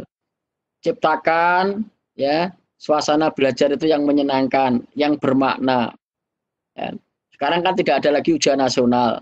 Apa yang Bapak Ibu khawatirkan terkait dengan tujuan nasional? Justru yang penting tugas kita adalah melatih supaya kemampuan siswa itu terus berkembang, kompetensinya berkembang. Apa sebenarnya yang mau dikembangkan? Itu yang dikembangkan, yang harus dilatihkan atau dibiasakan secara terus-menerus, itu adalah kemampuan untuk critical thinking, berpikir kritis terus harus dilatih. Pakai materi apa saja, ya materi yang Bapak Ibu ampuh pelajarannya. Itu materi itu sebagai media ya, bukan tujuan. Tujuannya adalah melatih kemampuan berpikir kritis. Jadi gunakan materi itu sebagai media untuk melatih kemampuan siswa berpikir kritis. Misalnya, menurut penilaianmu, kebijakan tentang ini itu bagaimana? Nah, itu kritis. Ini nggak apa-apa di dalam namanya pendidikan, itu nggak apa-apa. Nah, terus menurut kamu apa yang kamu bisa lakukan? Yang penting jangan ada tindakan-tindakan yang anarkis, lalu kemudian apa namanya tindakan dengan kekerasan itu jadi nggak boleh. Kalau siswa berpendapat dengan mengacu kepada kekerasan ini harus dianukan, harus di apa namanya tangkapin semua, nah, nanti diluruskan cara berpikirnya, umpamanya seperti itu. Ya.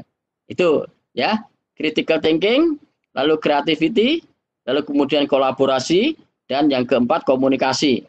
Empat hal inilah yang terus harus dilatihkan oleh Bapak Ibu.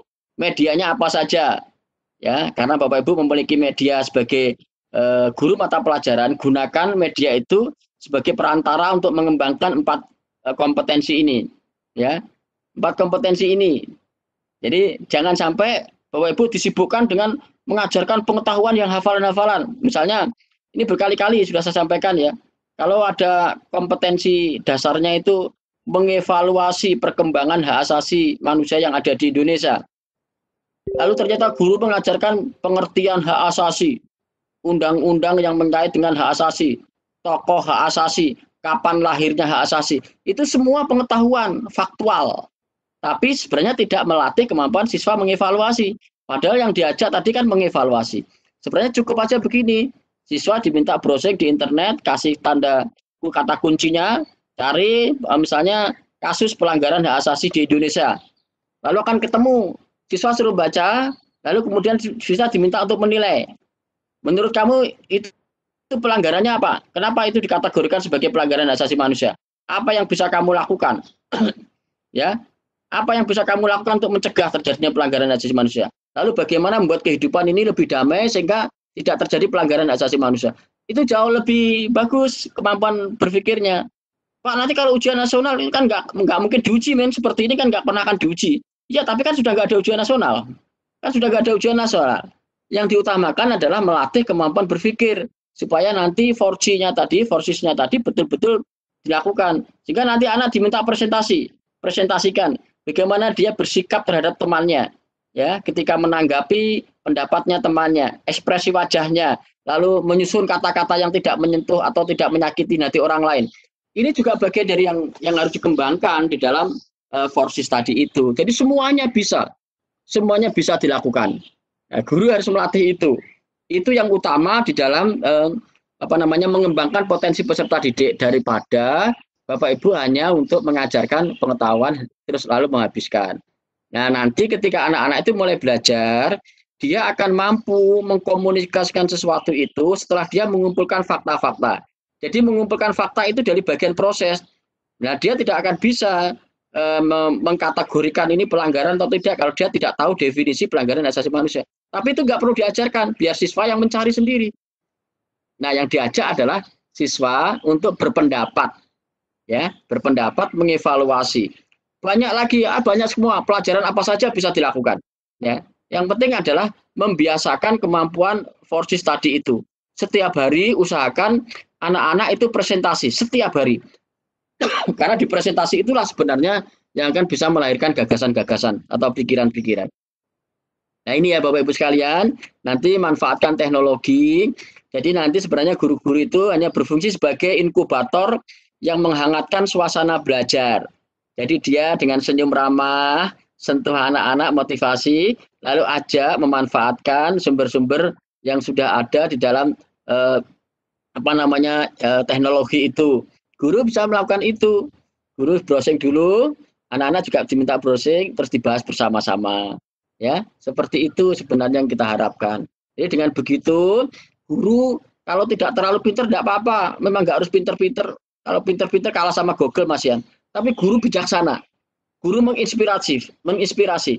Guru itu selalu bisa mengembangkan kemampuan siswanya. Ya. Tidak perlu pintar-pintaran. Tapi dia bisa menemukan di mana dia harus mempelajari itu. Mengajak kepada siswa untuk mencari. Ya. Di situ Bapak Ibu sekalian yang ingin saya sampaikan supaya betul-betul ini nanti akan menjadi tradisi baru di dalam pembelajaran kita, di dunia pendidikan kita. Ya. Supaya nanti betul-betul anak-anak kita itu memiliki kemampuan nalar yang hebat. Nah, ini saya contohkan Bapak Ibu sekalian, ini sudah berkali-kali juga saya sampaikan. Tapi tidak apa-apa karena supaya melatih daya kesadaran kritis kita itu loh. Daya kesadaran kritis kita itu iya ya kenapa kita dulu tidak mengajarkan ini gitu. Jadi sebenarnya kemampuan literasi, ini literasi matematika ya. Coba di sekolah kita nggak pernah kita mengajarin anak-anak untuk mengasosiasi, ya, mengasosiasi dengan gejala-gejala alamiah. Ini sebenarnya adalah kita membaca hukum-hukum alam yang terjadi bahwa mobil itu akan menurunkan kecepatan kalau berada dalam lintasan tikungan, ya. Maka setiap jalan itu kurangi kecepatan, di depan akan ada tikungan tajam. Nah, misalnya begitu. Karena itu hukum alam. Yang tidak mau mengurangi kecepatan, apalagi kecepatannya tinggi, setelah tinggi, lalu nikung, pasti dia akan terbalik. Pasti dia akan jatuh. Ini hukum alam. Nah, di sini ada ini soal PISA ya, yang kebetulan waktu ujian ini digunakan, anak-anak Indonesia tidak ada satupun yang menjawab dengan benar soal ini. Ya, ternyata setelah disimulasikan, kita coba untuk guru-guru juga tidak ada yang menjawab dengan benar. Ya, yang pertama ya, tapi sekarang setelah saya coba sudah banyak yang bisa menjawab benar karena sudah pernah tahu rumusnya pakai logika tadi. Jadi ini kecepatan mobil 160 turun, naik lagi 160, jadi 160 itu adalah kecepatan tertingginya. Lalu menurunkan kecepatan lagi, 80 terus naik lagi, sampai 160, turun lagi. Kita amati di situ ada 3 kali dia menurunkan kecepatan. Lalu pertanyaannya itu, lintasan manakah yang dijalani mobil balap agar diperoleh grafik kecepatan seperti ditunjukkan sebelumnya? Ini diminta untuk mengasosiasi 2 grafik ya. 2 gambar ini. Satunya grafik kecepatan, satunya adalah lintasan, gambar lintasan. Asumsinya mobil ini menurunkan kecepatan 3 kali.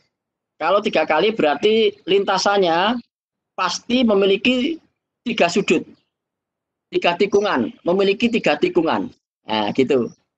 Maka jawabannya yang paling mungkin adalah B, C, dan D. A dan E itu jawaban yang tidak mungkin karena tikungannya terlalu banyak. Nah, gitu. Nah, kalau baru dilihat tikungan pertama dan tikungan kedua itu lebih lancip mana sudutnya, lebih lancip mana. Nah, ini adalah cara-cara untuk menalar seperti itu. Nah, ini nggak pernah dilakukan kepada peserta didik kita, sehingga selalu kalau namanya matematika selalu diajak menghitung hal yang pasti, karena katanya matematika itu ilmu pasti. Padahal kita hidup ini nggak pernah pasti. Dan pengetahuan yang kita peroleh itu menjadi dasar untuk kehidupan.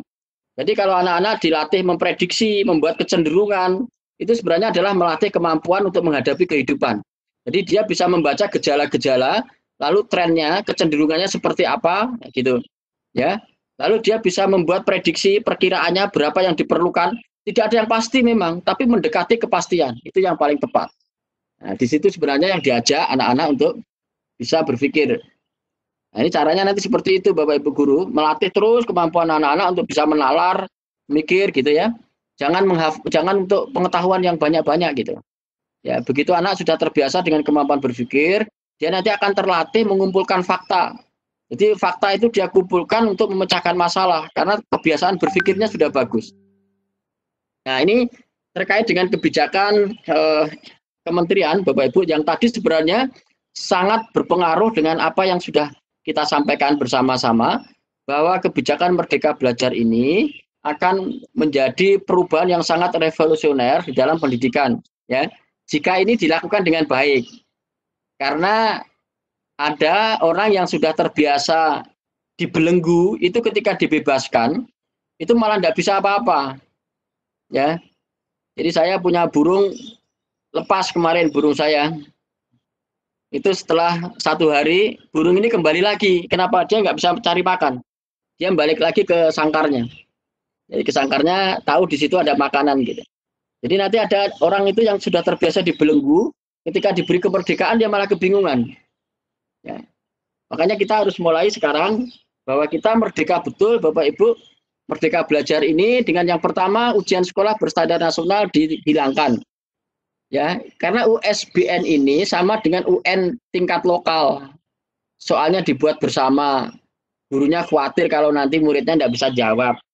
Makanya kemudian guru berpikir ajarkan materi sebanyak-banyaknya. Ini ada dihapus. Jadi nanti ujian itu ya terserah Bapak Ibu sendiri yang menguji, yang mengajarkan juga Bapak Ibu kok. Ya, ujilah anak-anak itu dengan apa yang sudah Bapak Ibu ajarkan. Dia nggak ada kekhawatiran lagi, belenggunya itu sudah hilang. Tugas Bapak Ibu yang fokus adalah mengembangkan potensi peserta didik. Lihat saja apakah yang Bapak Ibu lakukan itu mengembangkan atau tidak. Kalau ngajarnya itu cuma ngajar ecek-ecek misalnya, ya berarti tidak mengembangkan, terlalu kecil dengan potensi yang tersedia. Ya, dengan apa yang dilakukan. Kalau ternyata tidak mengembangkan yang lebih maksimal, ini nanti Bapak Ibu sudah dibebaskan.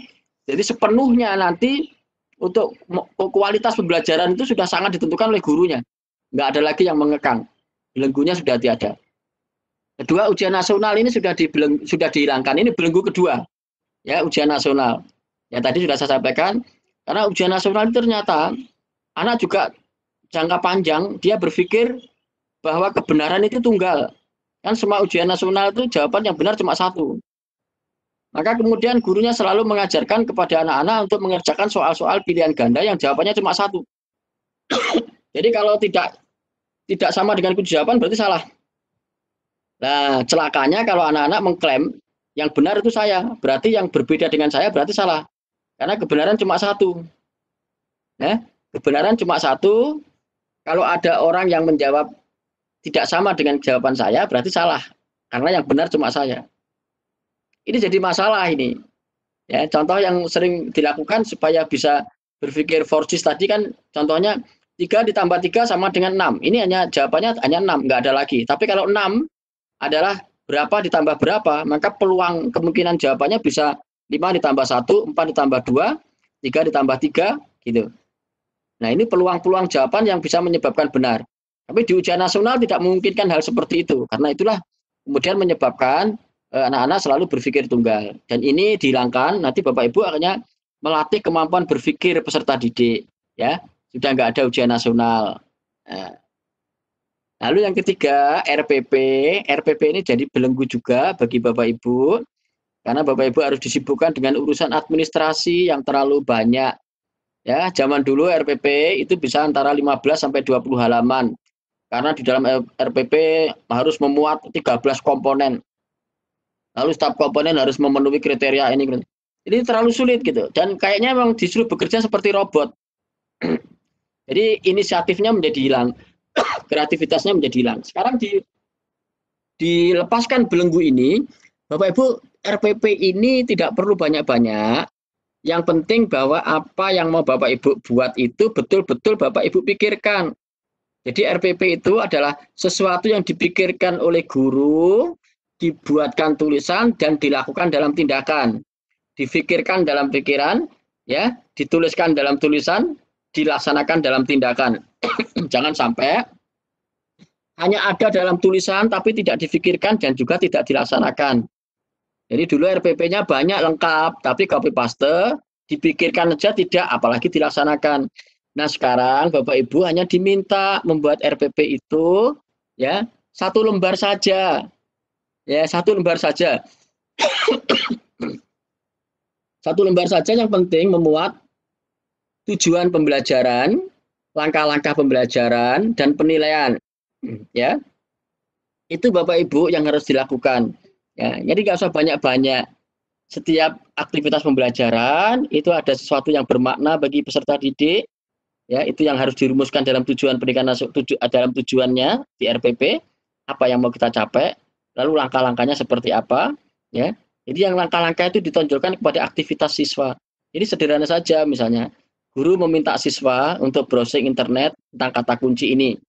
Siswa bersama-sama dengan teman yang lain melakukan browsing internet. Siswa mendiskusikan apa yang diminta oleh gurunya. Siswa mempresentasikan hasil apa yang ditelaah dari tugas gurunya. Selesai sudah gitu aja, 4 aja atau 5. Lalu penilaiannya gimana? Penilaiannya juga kualitatif, jangan penilaiannya dalam bentuk soal. Jadi kalau siswa mempresentasikan dengan lancar, gitu, komunikasinya lancar, lalu kemudian logis, analitis, nilainya berapa. Tapi tidak lancar begitu saja, jangan kemudian benar berapa, salah berapa, ya, kembali lagi kepada pengetahuan-pengetahuan belakang. Padahal tujuan utamanya bukan untuk itu, mengembangkan potensi peserta didik itu. Lalu yang terakhir ini kebijakan PPDB, saya kira ini sudah menjadi pemahaman kita dan ini sedang berjalan Bapak Ibu. PPDB ini sebenarnya adalah memberikan akses ya, supaya pemerintah betul-betul memberikan layanan kepada masyarakat secara adil. Ya, ini yang terpenting bahwa barang-barang publik itu, barang-barang milik pemerintah tidak boleh dikompetisikan, tidak boleh eksklusif, tapi harus inklusif, harus bisa diterima oleh semua orang. Ini prinsipnya ya.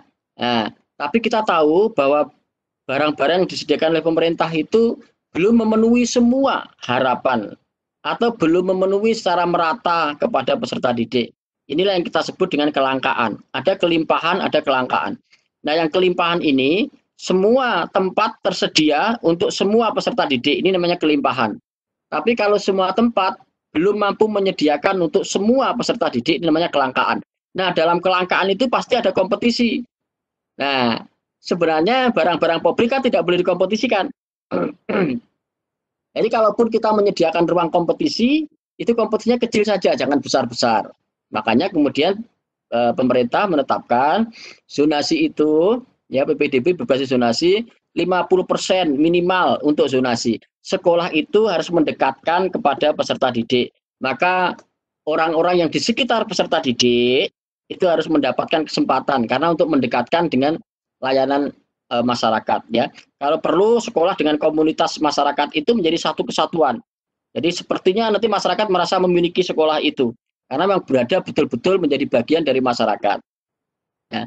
Lalu kemudian 15% minimal 15% itu untuk jalur afirmasi. Jalur afirmasi itu adalah jalur untuk keluarga miskin yang tidak mampu karena memang pemerintah harus memihak kepada mereka yang lemah.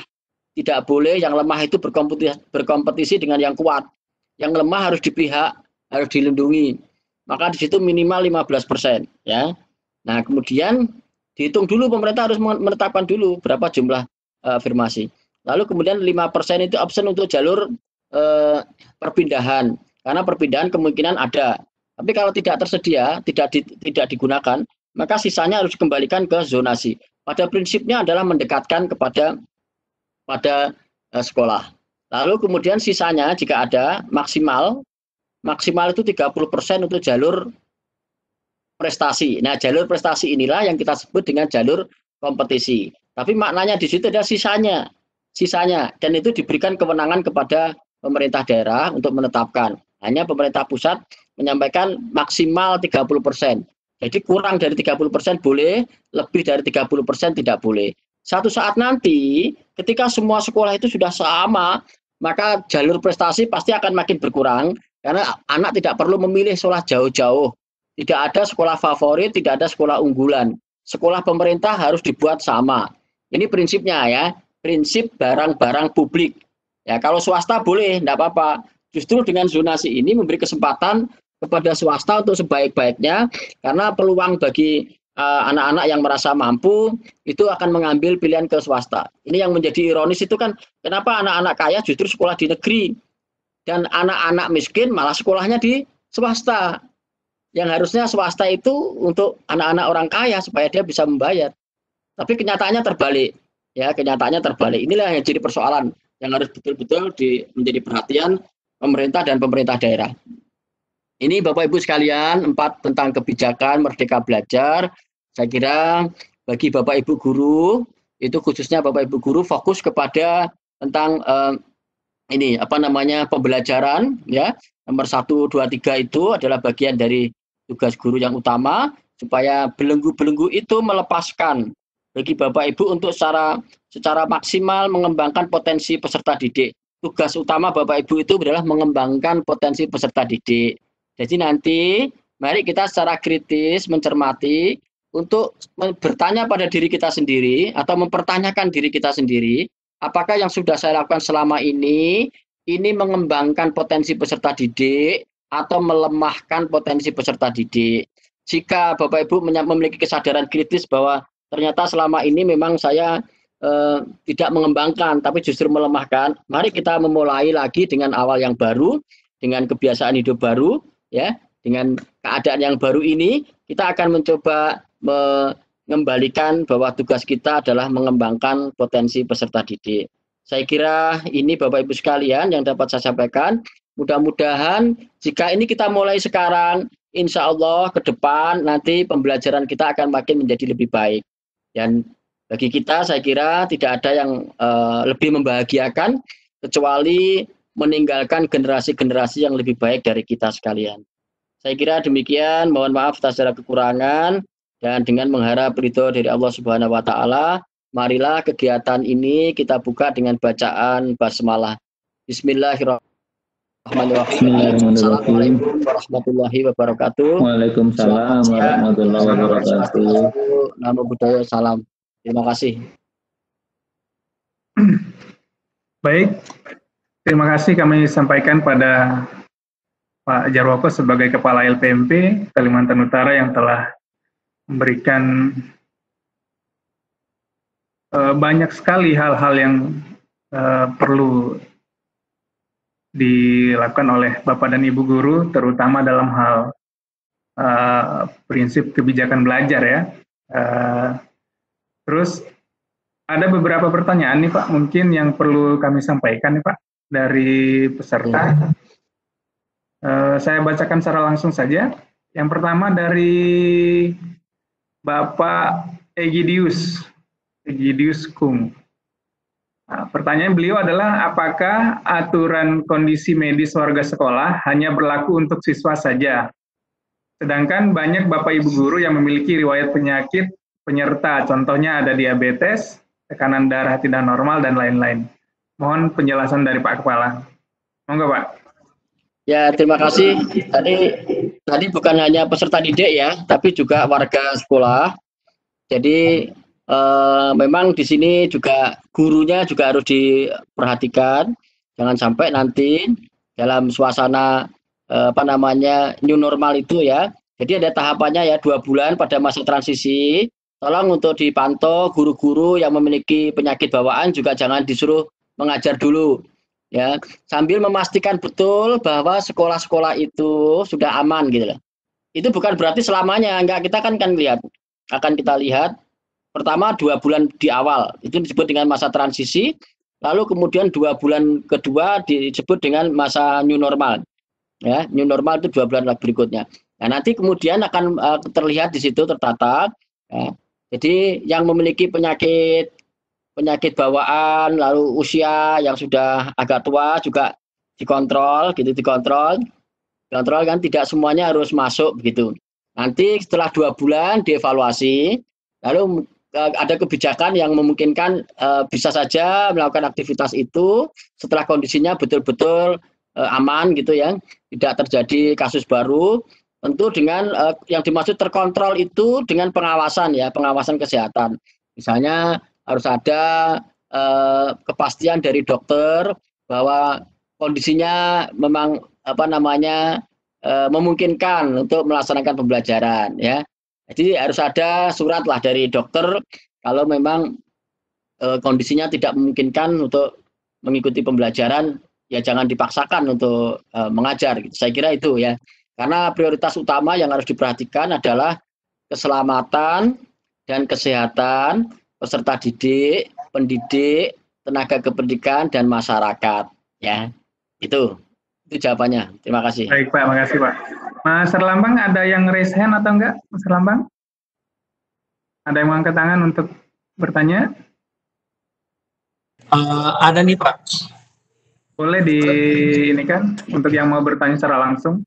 Ini dia mengirim pesan juga nih Pak dari Ibu Rohana Fatriah dari SD Negeri 19 Tanjung Palas. Beliau menanyakan terkait penjelasan Bapak mengenai setiap anak memiliki potensi yang sama. Anak-anak adalah sebagai korban. Pertanyaan saya, bagaimana cara kita sebagai guru menolong anak-anak kita yang menjadi korban ini? Bagaimana melakukan pendekatan dengan orang tua?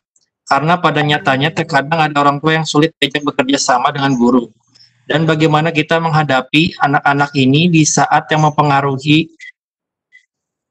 perilaku tidak baik si anak adalah dari lingkungannya, dan yang terbaru adalah pengaruh negatif dari sosial media. Ya, jadi baik Bapak Ibu sekalian, jadi pertama saya sudah merasa berterima kasih kalau Bapak Ibu memiliki pemahaman anak-anak nakal itu adalah korban ya. Sehingga kita harus berpikir kalau korban itu harus ditolong, harus dibantu. Karena saya khawatir kalau Bapak Ibu masih punya pemikiran bahwa anak-anak itu nakal itu perlu dihukum. Lalu anak menjadi korban berikutnya gitu ya. Nah, ini memang harus memerlukan dukungan kepada semua pihak, terutama untuk orang dewasa ya yang harus peduli kepada anak-anak untuk memberikan bantuan kepada mereka yang menjadi korban. Ya, saya tahu ini persoalannya memang tidak tunggal, persoalannya sangat kompleks ya. Yang mempengaruhi anak itu kan banyak gitu. Tapi maksud saya begini, kalau memang anak itu punya persoalan banyak di orang tua, di media sosial begitu ya, minimal tolong perhatikan dulu bahwa kita memang tidak melihat masalahnya itu dari anak, tapi dia korban. Maka pertama dengan cara itu kita bisa mulai dekat dengan anak.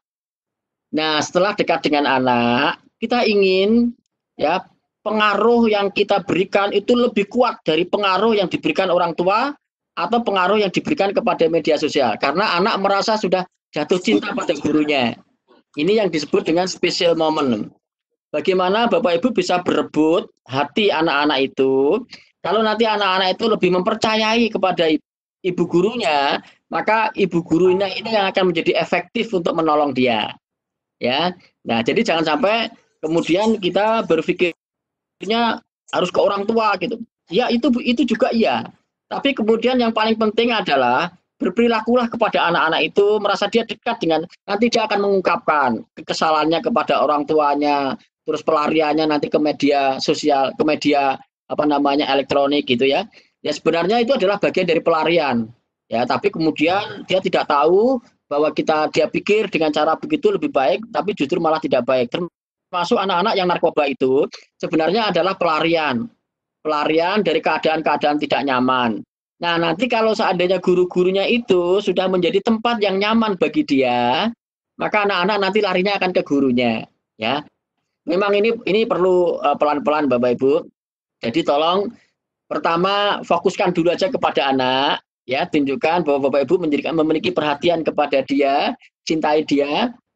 Ini tidak ada resepnya. Resepnya gimana? Bapak Ibu yang paling mengenali. Ini kan namanya kasus. Kenali dulu anak itu sukanya apa, anak itu kebiasaannya apa gitu. Kalau kita sudah bisa menemukan itu yang disebut dengan special moment namanya. Ya, dulu saya pernah menceritakan ya bagaimana seorang anak yang masuk kelas itu namanya Teddy dengan gurunya namanya Miss Thompson. Miss Thompson agak terkejut melihat Teddy. Ketika diajar, Teddy tidak menunjukkan perhatian, pikirannya kosong. Dia lebih suka asik main-main. Kadang-kadang dia tertidur di kelas. Ya, kalau duduknya melorot. Pandangannya kosong. Kalau dikasih soal tidak pernah perhatian. Kalau dikasih soal nilainya 0 terus. Dia tidak bisa jawab, nilainya 0. Lalu kemudian Miss Thompson mulai berpikir, ini anak ini kenapa ya? Coba diamati. Lalu Miss Thompson melihat catatan-catatan anak ini. Jadi setiap guru di sana di luar negeri sana itu, ya tepatnya di Amerika itu, guru itu punya kewajiban untuk melihat catatan-catatan raport dari guru sebelumnya. Karena Teddy itu kelas 4, berarti dia pernah masuk kelas 1, kelas 2, kelas 3. Nah, ketika dia melihat semua catatan murid-muridnya, begitu dia melihat rapotnya si Teddy, Miss Thompson itu agak berhenti. Maksudnya mau betul-betul melihat dengan cermat. Yang lain tadi cuma dilihat sebentar saja. Dilihat sekilas namanya, ya. Dilihat sekilas itu kalau istilah membaca cuma di scan, seret gitu. Tapi begitu pas si Teddy, rapotnya Teddy, Miss Thompson ingin serius. Karena dia ingin membantu Teddy. Ternyata begitu dilihat di kelas 1, itu catatan guru kelas 1, nilai rapotnya si Teddy itu 98 gitu. Dan gurunya mengatakan Teddy anak yang luar biasa. Dia selalu disenangi teman-temannya. Hari-harinya selalu dipenuhi dengan keceriaan. Itu catatan guru kelas 1. Lalu dibuka lagi rapot di kelas 2. Guru kelas 2 melihat nilai rapotnya yang ditulis oleh gurunya tadi 989. Masih nilainya begitu tinggi. Dan di situ dikatakan, ya, Teddy anak yang luar biasa. Prestasinya sangat menggembirakan. Hari-harinya selalu dipenuhi dengan keceriaan. Teddy anak yang hebat, dicintai teman-temannya. Itu catatan untuk guru kelas 2. Lalu dilihat lagi guru kelas 3. Ya. Di kelas 3 ini ada catatan. Teddy punya masalah. Ibunya sakit tak tersembuhkan. Dia sudah berusaha tapi hasilnya sia-sia. Ayahnya tidak mempedulikannya. Teddy sering tertidur di kelas. Teddy banyak melamun. Prestasinya menurun. Dan Teddy suka menyendiri. Dia tidak suka bermain dengan teman-temannya. Jadi nilainya si Teddy sudah menurun di kelas 3 ini. Makanya begitu naik kelas 4, Miss Thompson sudah mulai menemukan masalahnya. Ternyata Teddy itu punya orang tua yang sakit padahal dia anak usia kelas 3. Lalu harus berusaha untuk merawat ibunya. Dan ternyata baru disadari ibunya telah meninggal. Jadi Teddy itu adalah seorang diri bersama ayahnya yang tidak begitu peduli. Nah, pada waktu hari Natal, semua anak itu ngasih kado istimewa untuk gurunya, termasuk si Teddy. Tapi kadonya si Teddy ini kado yang tidak begitu bagus. Dia hanya bekas pembungkus barang, dilipat dengan kertas koran, diikat dengan tali rafia. Ketika kado itu diserahkan ke gurunya, padahal teman-temannya ngasih kado dengan kertas emas yang indah, diikat dengan pita warna-warni. Tapi Teddy mengasih kado yang apa adanya. Pada saat itulah si Teddy ditertawakan sama teman-temannya. Kado si Teddy jelek, kado Teddy jelek. Dan pada saat Teddy sudah kehilangan muka itu, Miss Thompson berusaha menyelamatkan muka Teddy. Dia katakan, anak-anak tidak boleh bilang begitu. Ini kado yang sangat istimewa, Teddy. Terima kasih ya nak, kadomu begitu indah. Ibu suka dengan pemberianmu itu. Lalu Miss Thompson berusaha menunjukkan bahwa dia memang betul-betul mencintai kadonya si Teddy. Maka Teddy mendapatkan kehormatan. Kado Teddy dibuka di hadapan teman-temannya. Sebagai kehormatan Miss Thompson kepada Teddy. Saat dibuka, isinya kadonya Teddy itu ternyata minyak peninggalan orang tuanya, minyak pengharum, minyak wangi, yang tinggal 1/4. Dan itu peninggalan milik ibunya. Lalu kemudian gelang ringtone yang beberapa batunya sudah lepas. Oleh Miss Thompson, parfum itu disemprotkan ke dalam tubuhnya Miss Thompson. Lalu Miss Thompson bilang, baunya harum sekali Teddy, ini bau yang sangat istimewa. Ibu suka dengan pemberianmu. Terima kasih ya nak. Lalu gelangnya itu dipakai oleh Miss Thompson. Dan saat dipakai dia katakan gelangnya begitu indah, terima kasih. Lalu Teddy dipeluk oleh Miss Thompson. Saat Teddy dipeluk oleh Miss Thompson, itulah Teddy merasakan kehadiran ibunya karena dia mencium bau parfum itu ada di Miss Thompson. Dan kemudian Teddy itu mengatakan begini kepada Miss Thompson, Miss Thompson, hari ini baumu mirip mama. Inilah yang disebut dengan special moment. Lalu apa yang terjadi? Saat itu kemudian mereka sudah pada pulang. Miss Thompson sudah merasakan dia mendapatkan perhatian, si Teddy mendapatkan perhatian dari Miss Thompson. Dan Miss Thompson berusaha untuk mencoba merefleksi tindakan-tindakan yang selama ini dia lakukan salah. Karena selama ini dia selalu berfokus kepada materi pelajaran. Fokus pada penguasaan materi pelajaran. Dan dia melupakan atau tidak peduli dengan orang-orangnya. Dan mulai sekarang Miss Thompson berjanji, saya akan lebih mengutamakan anaknya daripada materi pelajarannya. Dan tanpa disadari, si Teddy itu sudah menjadi pusat perhatian Miss Thompson. Si Teddy tidak pernah dituntut oleh Miss Thompson, hanya dia ingin menunjukkan cintanya pada si Teddy tadi. Dan ada hal yang luar biasa, semangat Teddy kembali bangkit. Dia merasakan seperti kehadiran ibunya muncul lagi, dan dia mendapatkan spirit. Karena Miss Thompson sangat perhatian sama Teddy. Dan ada hal yang luar biasa yang terjadi, hanya dalam waktu 1 semester, si Teddy sudah menjadi anak ranking 1 di kelas itu. Ini yang mau saya katakan, Bapak Ibu, kita kalau ingin menolong kepada anak-anak tadi untuk melakukan perubahan-perubahan, memang ini tidak gampang ya. Saya katakan tidak gampang, tidak semua orang bisa. Tapi saya percaya dan yakin karena Bapak Ibu guru ini bukan orang biasa. Ini adalah orang-orang yang terpilih, orang-orang yang luar biasa. Kalau kita tulus melakukannya, insya Allah ada hasilnya. Mungkin tidak sekarang, tapi ke depan. Karena pendidikan kita itu untuk masa depan, bukan untuk sekarang. Jadi itu yang saya sampaikan kepada Bapak Ibu sekalian, kita bisa melakukan mulai dari kepada anak-anak ya. Jadi kepada anak-anak, kita harus mulai duluan. Jangan menuntut orang lain melakukan sesuatu. Kita mulai duluan.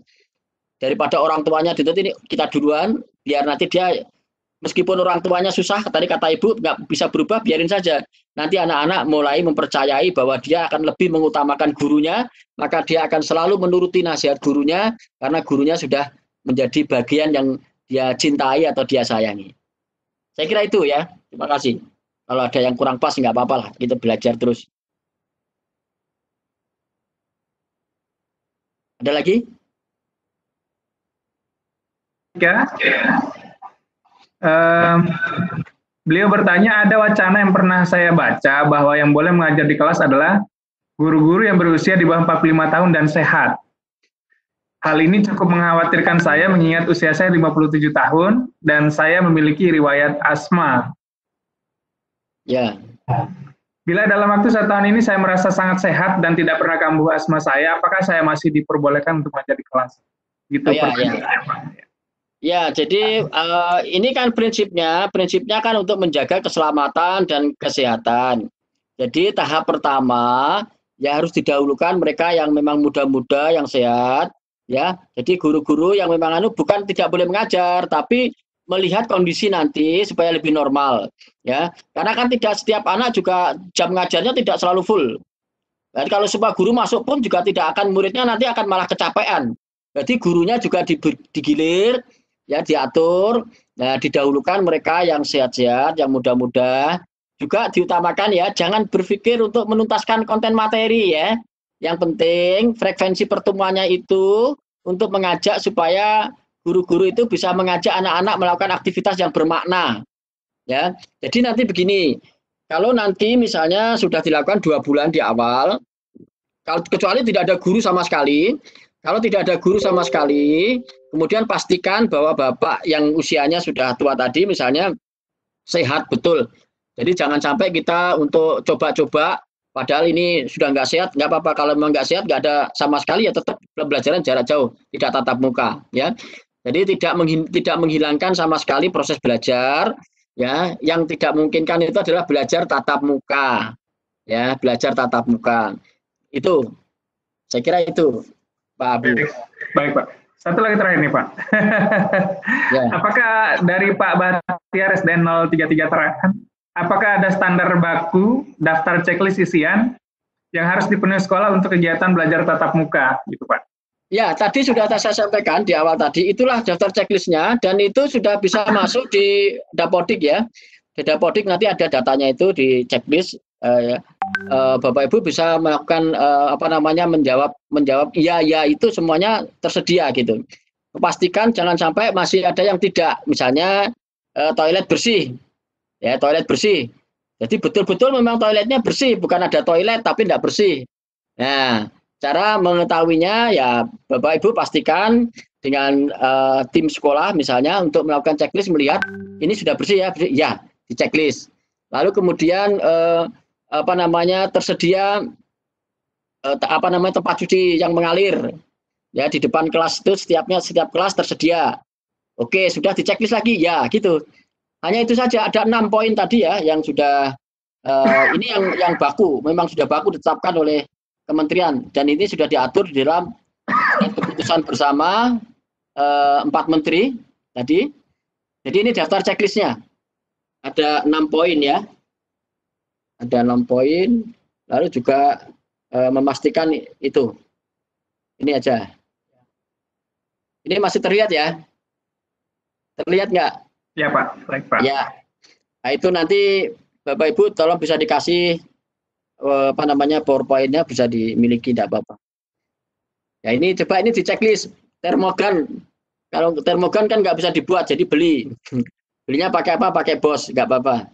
Pakai dana BOS maksimalkan. BOS sekarang sudah terserah kepala sekolahnya. Tapi terserah itu maksudnya terserah yang dipertanggungjawabkan. Jangan main-main. Bapak Ibu diberi kewenangan, lalu kewenangannya harus diikuti dengan tanggung jawab. Ya, nggak ada lagi persentase di situ kan. Harus sekian persen, enggak. Bebas pokoknya kepala sekolah betul-betul bebas, tapi betul-betul harus bisa dipertanggungjawabkan. Ya, ya saya kira ini. Baik Pak Kepala, terima kasih. Mungkin waktu juga sudah mau menunjukkan pukul 3 sore. Mungkin untuk sesi narasumber Pak Jarwoko mungkin sudah selesai. Ya. Oke, Oke, terima ada kasih. beberapa hal yang mungkin menjadi kesimpulan dari paparan dari Pak Kepala bahwa prinsip kebijakan pendidikan di masa pandemi COVID ini adalah mengutamakan kesehatan dan keselamatan dari peserta didik, pendidik, tenaga pendidikan, keluarga maupun masyarakat. Yang kedua, berdasarkan tujuan pendidikan nasional, itu diharapkan peserta didik itu dapat menjadi pembelajar yang berjiwa Pancasila. Dan diharapkan bahwa Bapak Ibu Guru dapat merangsang potensi peserta didik itu supaya lebih dapat berkembang lagi. Itu mungkin beberapa kesimpulan yang bisa kami rangkum dari paparannya Pak Jarwoko. Dan mungkin ada tambahan dari Pak Hari, mungkin monggo Pak Hari. Ini saya pamit ya, masa saya. Monggo Pak, Ya, terima kasih semuanya. Assalamualaikum warahmatullahi wabarakatuh. Waalaikumsalam warahmatullahi wabarakatuh. Waalaikumsalam warahmatullahi wabarakatuh. Saya kira cukup Pak Abu, dari sudah Pak Kepala tadi ngasih contoh yang konkret, kemudian ada apa namanya checklistnya dan seterusnya. Mungkin itu yang bisa dilaksanakan karena COVID ini kan bagaimanapun memang kehidupan normal tapi tidak normal amat gitu. Bapak Ibu sudah, dan dinas Kota Tarakan pasti sudah punya SOP-nya begitu. Baik Pak Hari. Ya, terima kasih. Terima kasih Bu. Mungkin Pak Mastan ada yang mau disampaikan kembali, Pak Mastan? Atau Aman Pak, aman. Aman ya. Atau Bu Anita mungkin ada yang mau disampaikan, Bu Anita, terkait dengan materi yang mau disampaikan besok atau gimana? Aman Pak.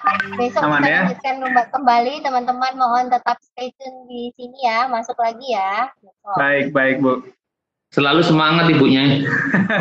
Ya. Baik. Kita foto bersama mungkin Pak, bisa Pak. Mungkin foto, oke, monggo di panitia, monggo untuk foto bersama panitia. Silakan Mas Erlambang. Semua membuka. Apa Bu? Mohon kepada seluruh peserta membuka video sehingga dapat di capture.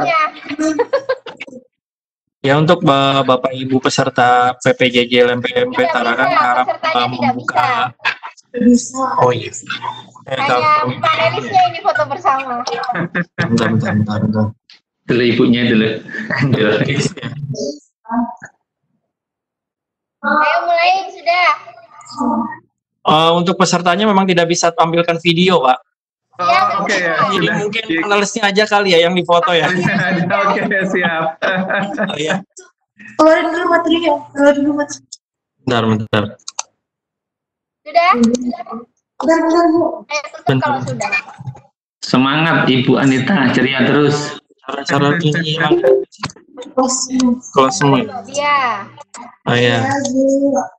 Oh ya. Di Oke. screenshot ya. 1, 2, 3.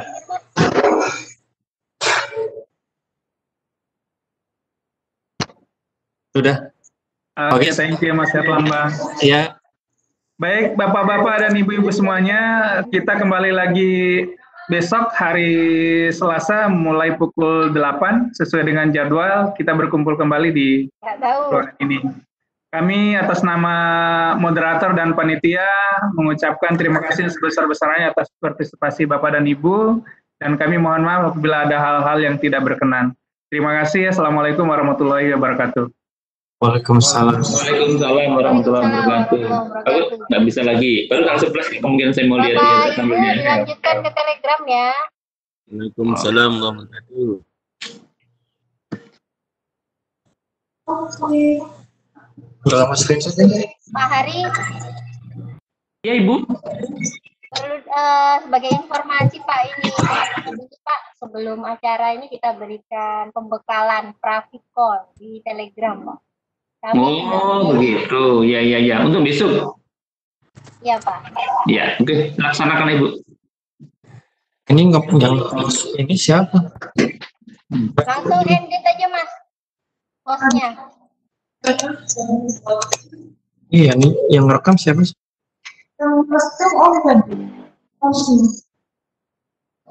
Sudah saya matikan, Mas. Tadi sudah direkam.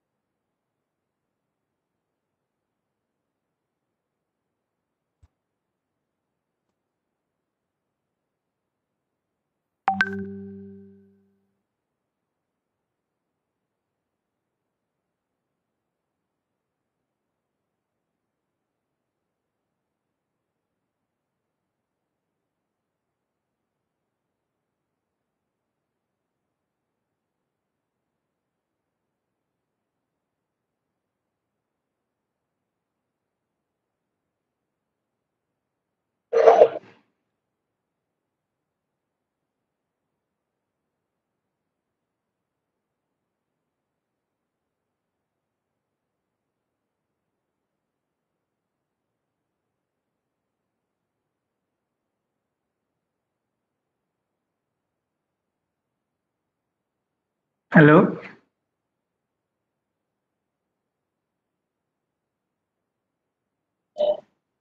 Ya, Pak. Bu Emi masih ini mungkin ada hal mau disampaikan oleh mungkin Bu Emi sebagai penanggung jawab? Masih nyambung? Sudah keluar Bu Emi-nya Pak Abu. Baik. Iya. Baik, terima kasih. Iya. Berarti udah boleh keluar nih ya? Iya. Oke, thank you semuanya. Assalamualaikum.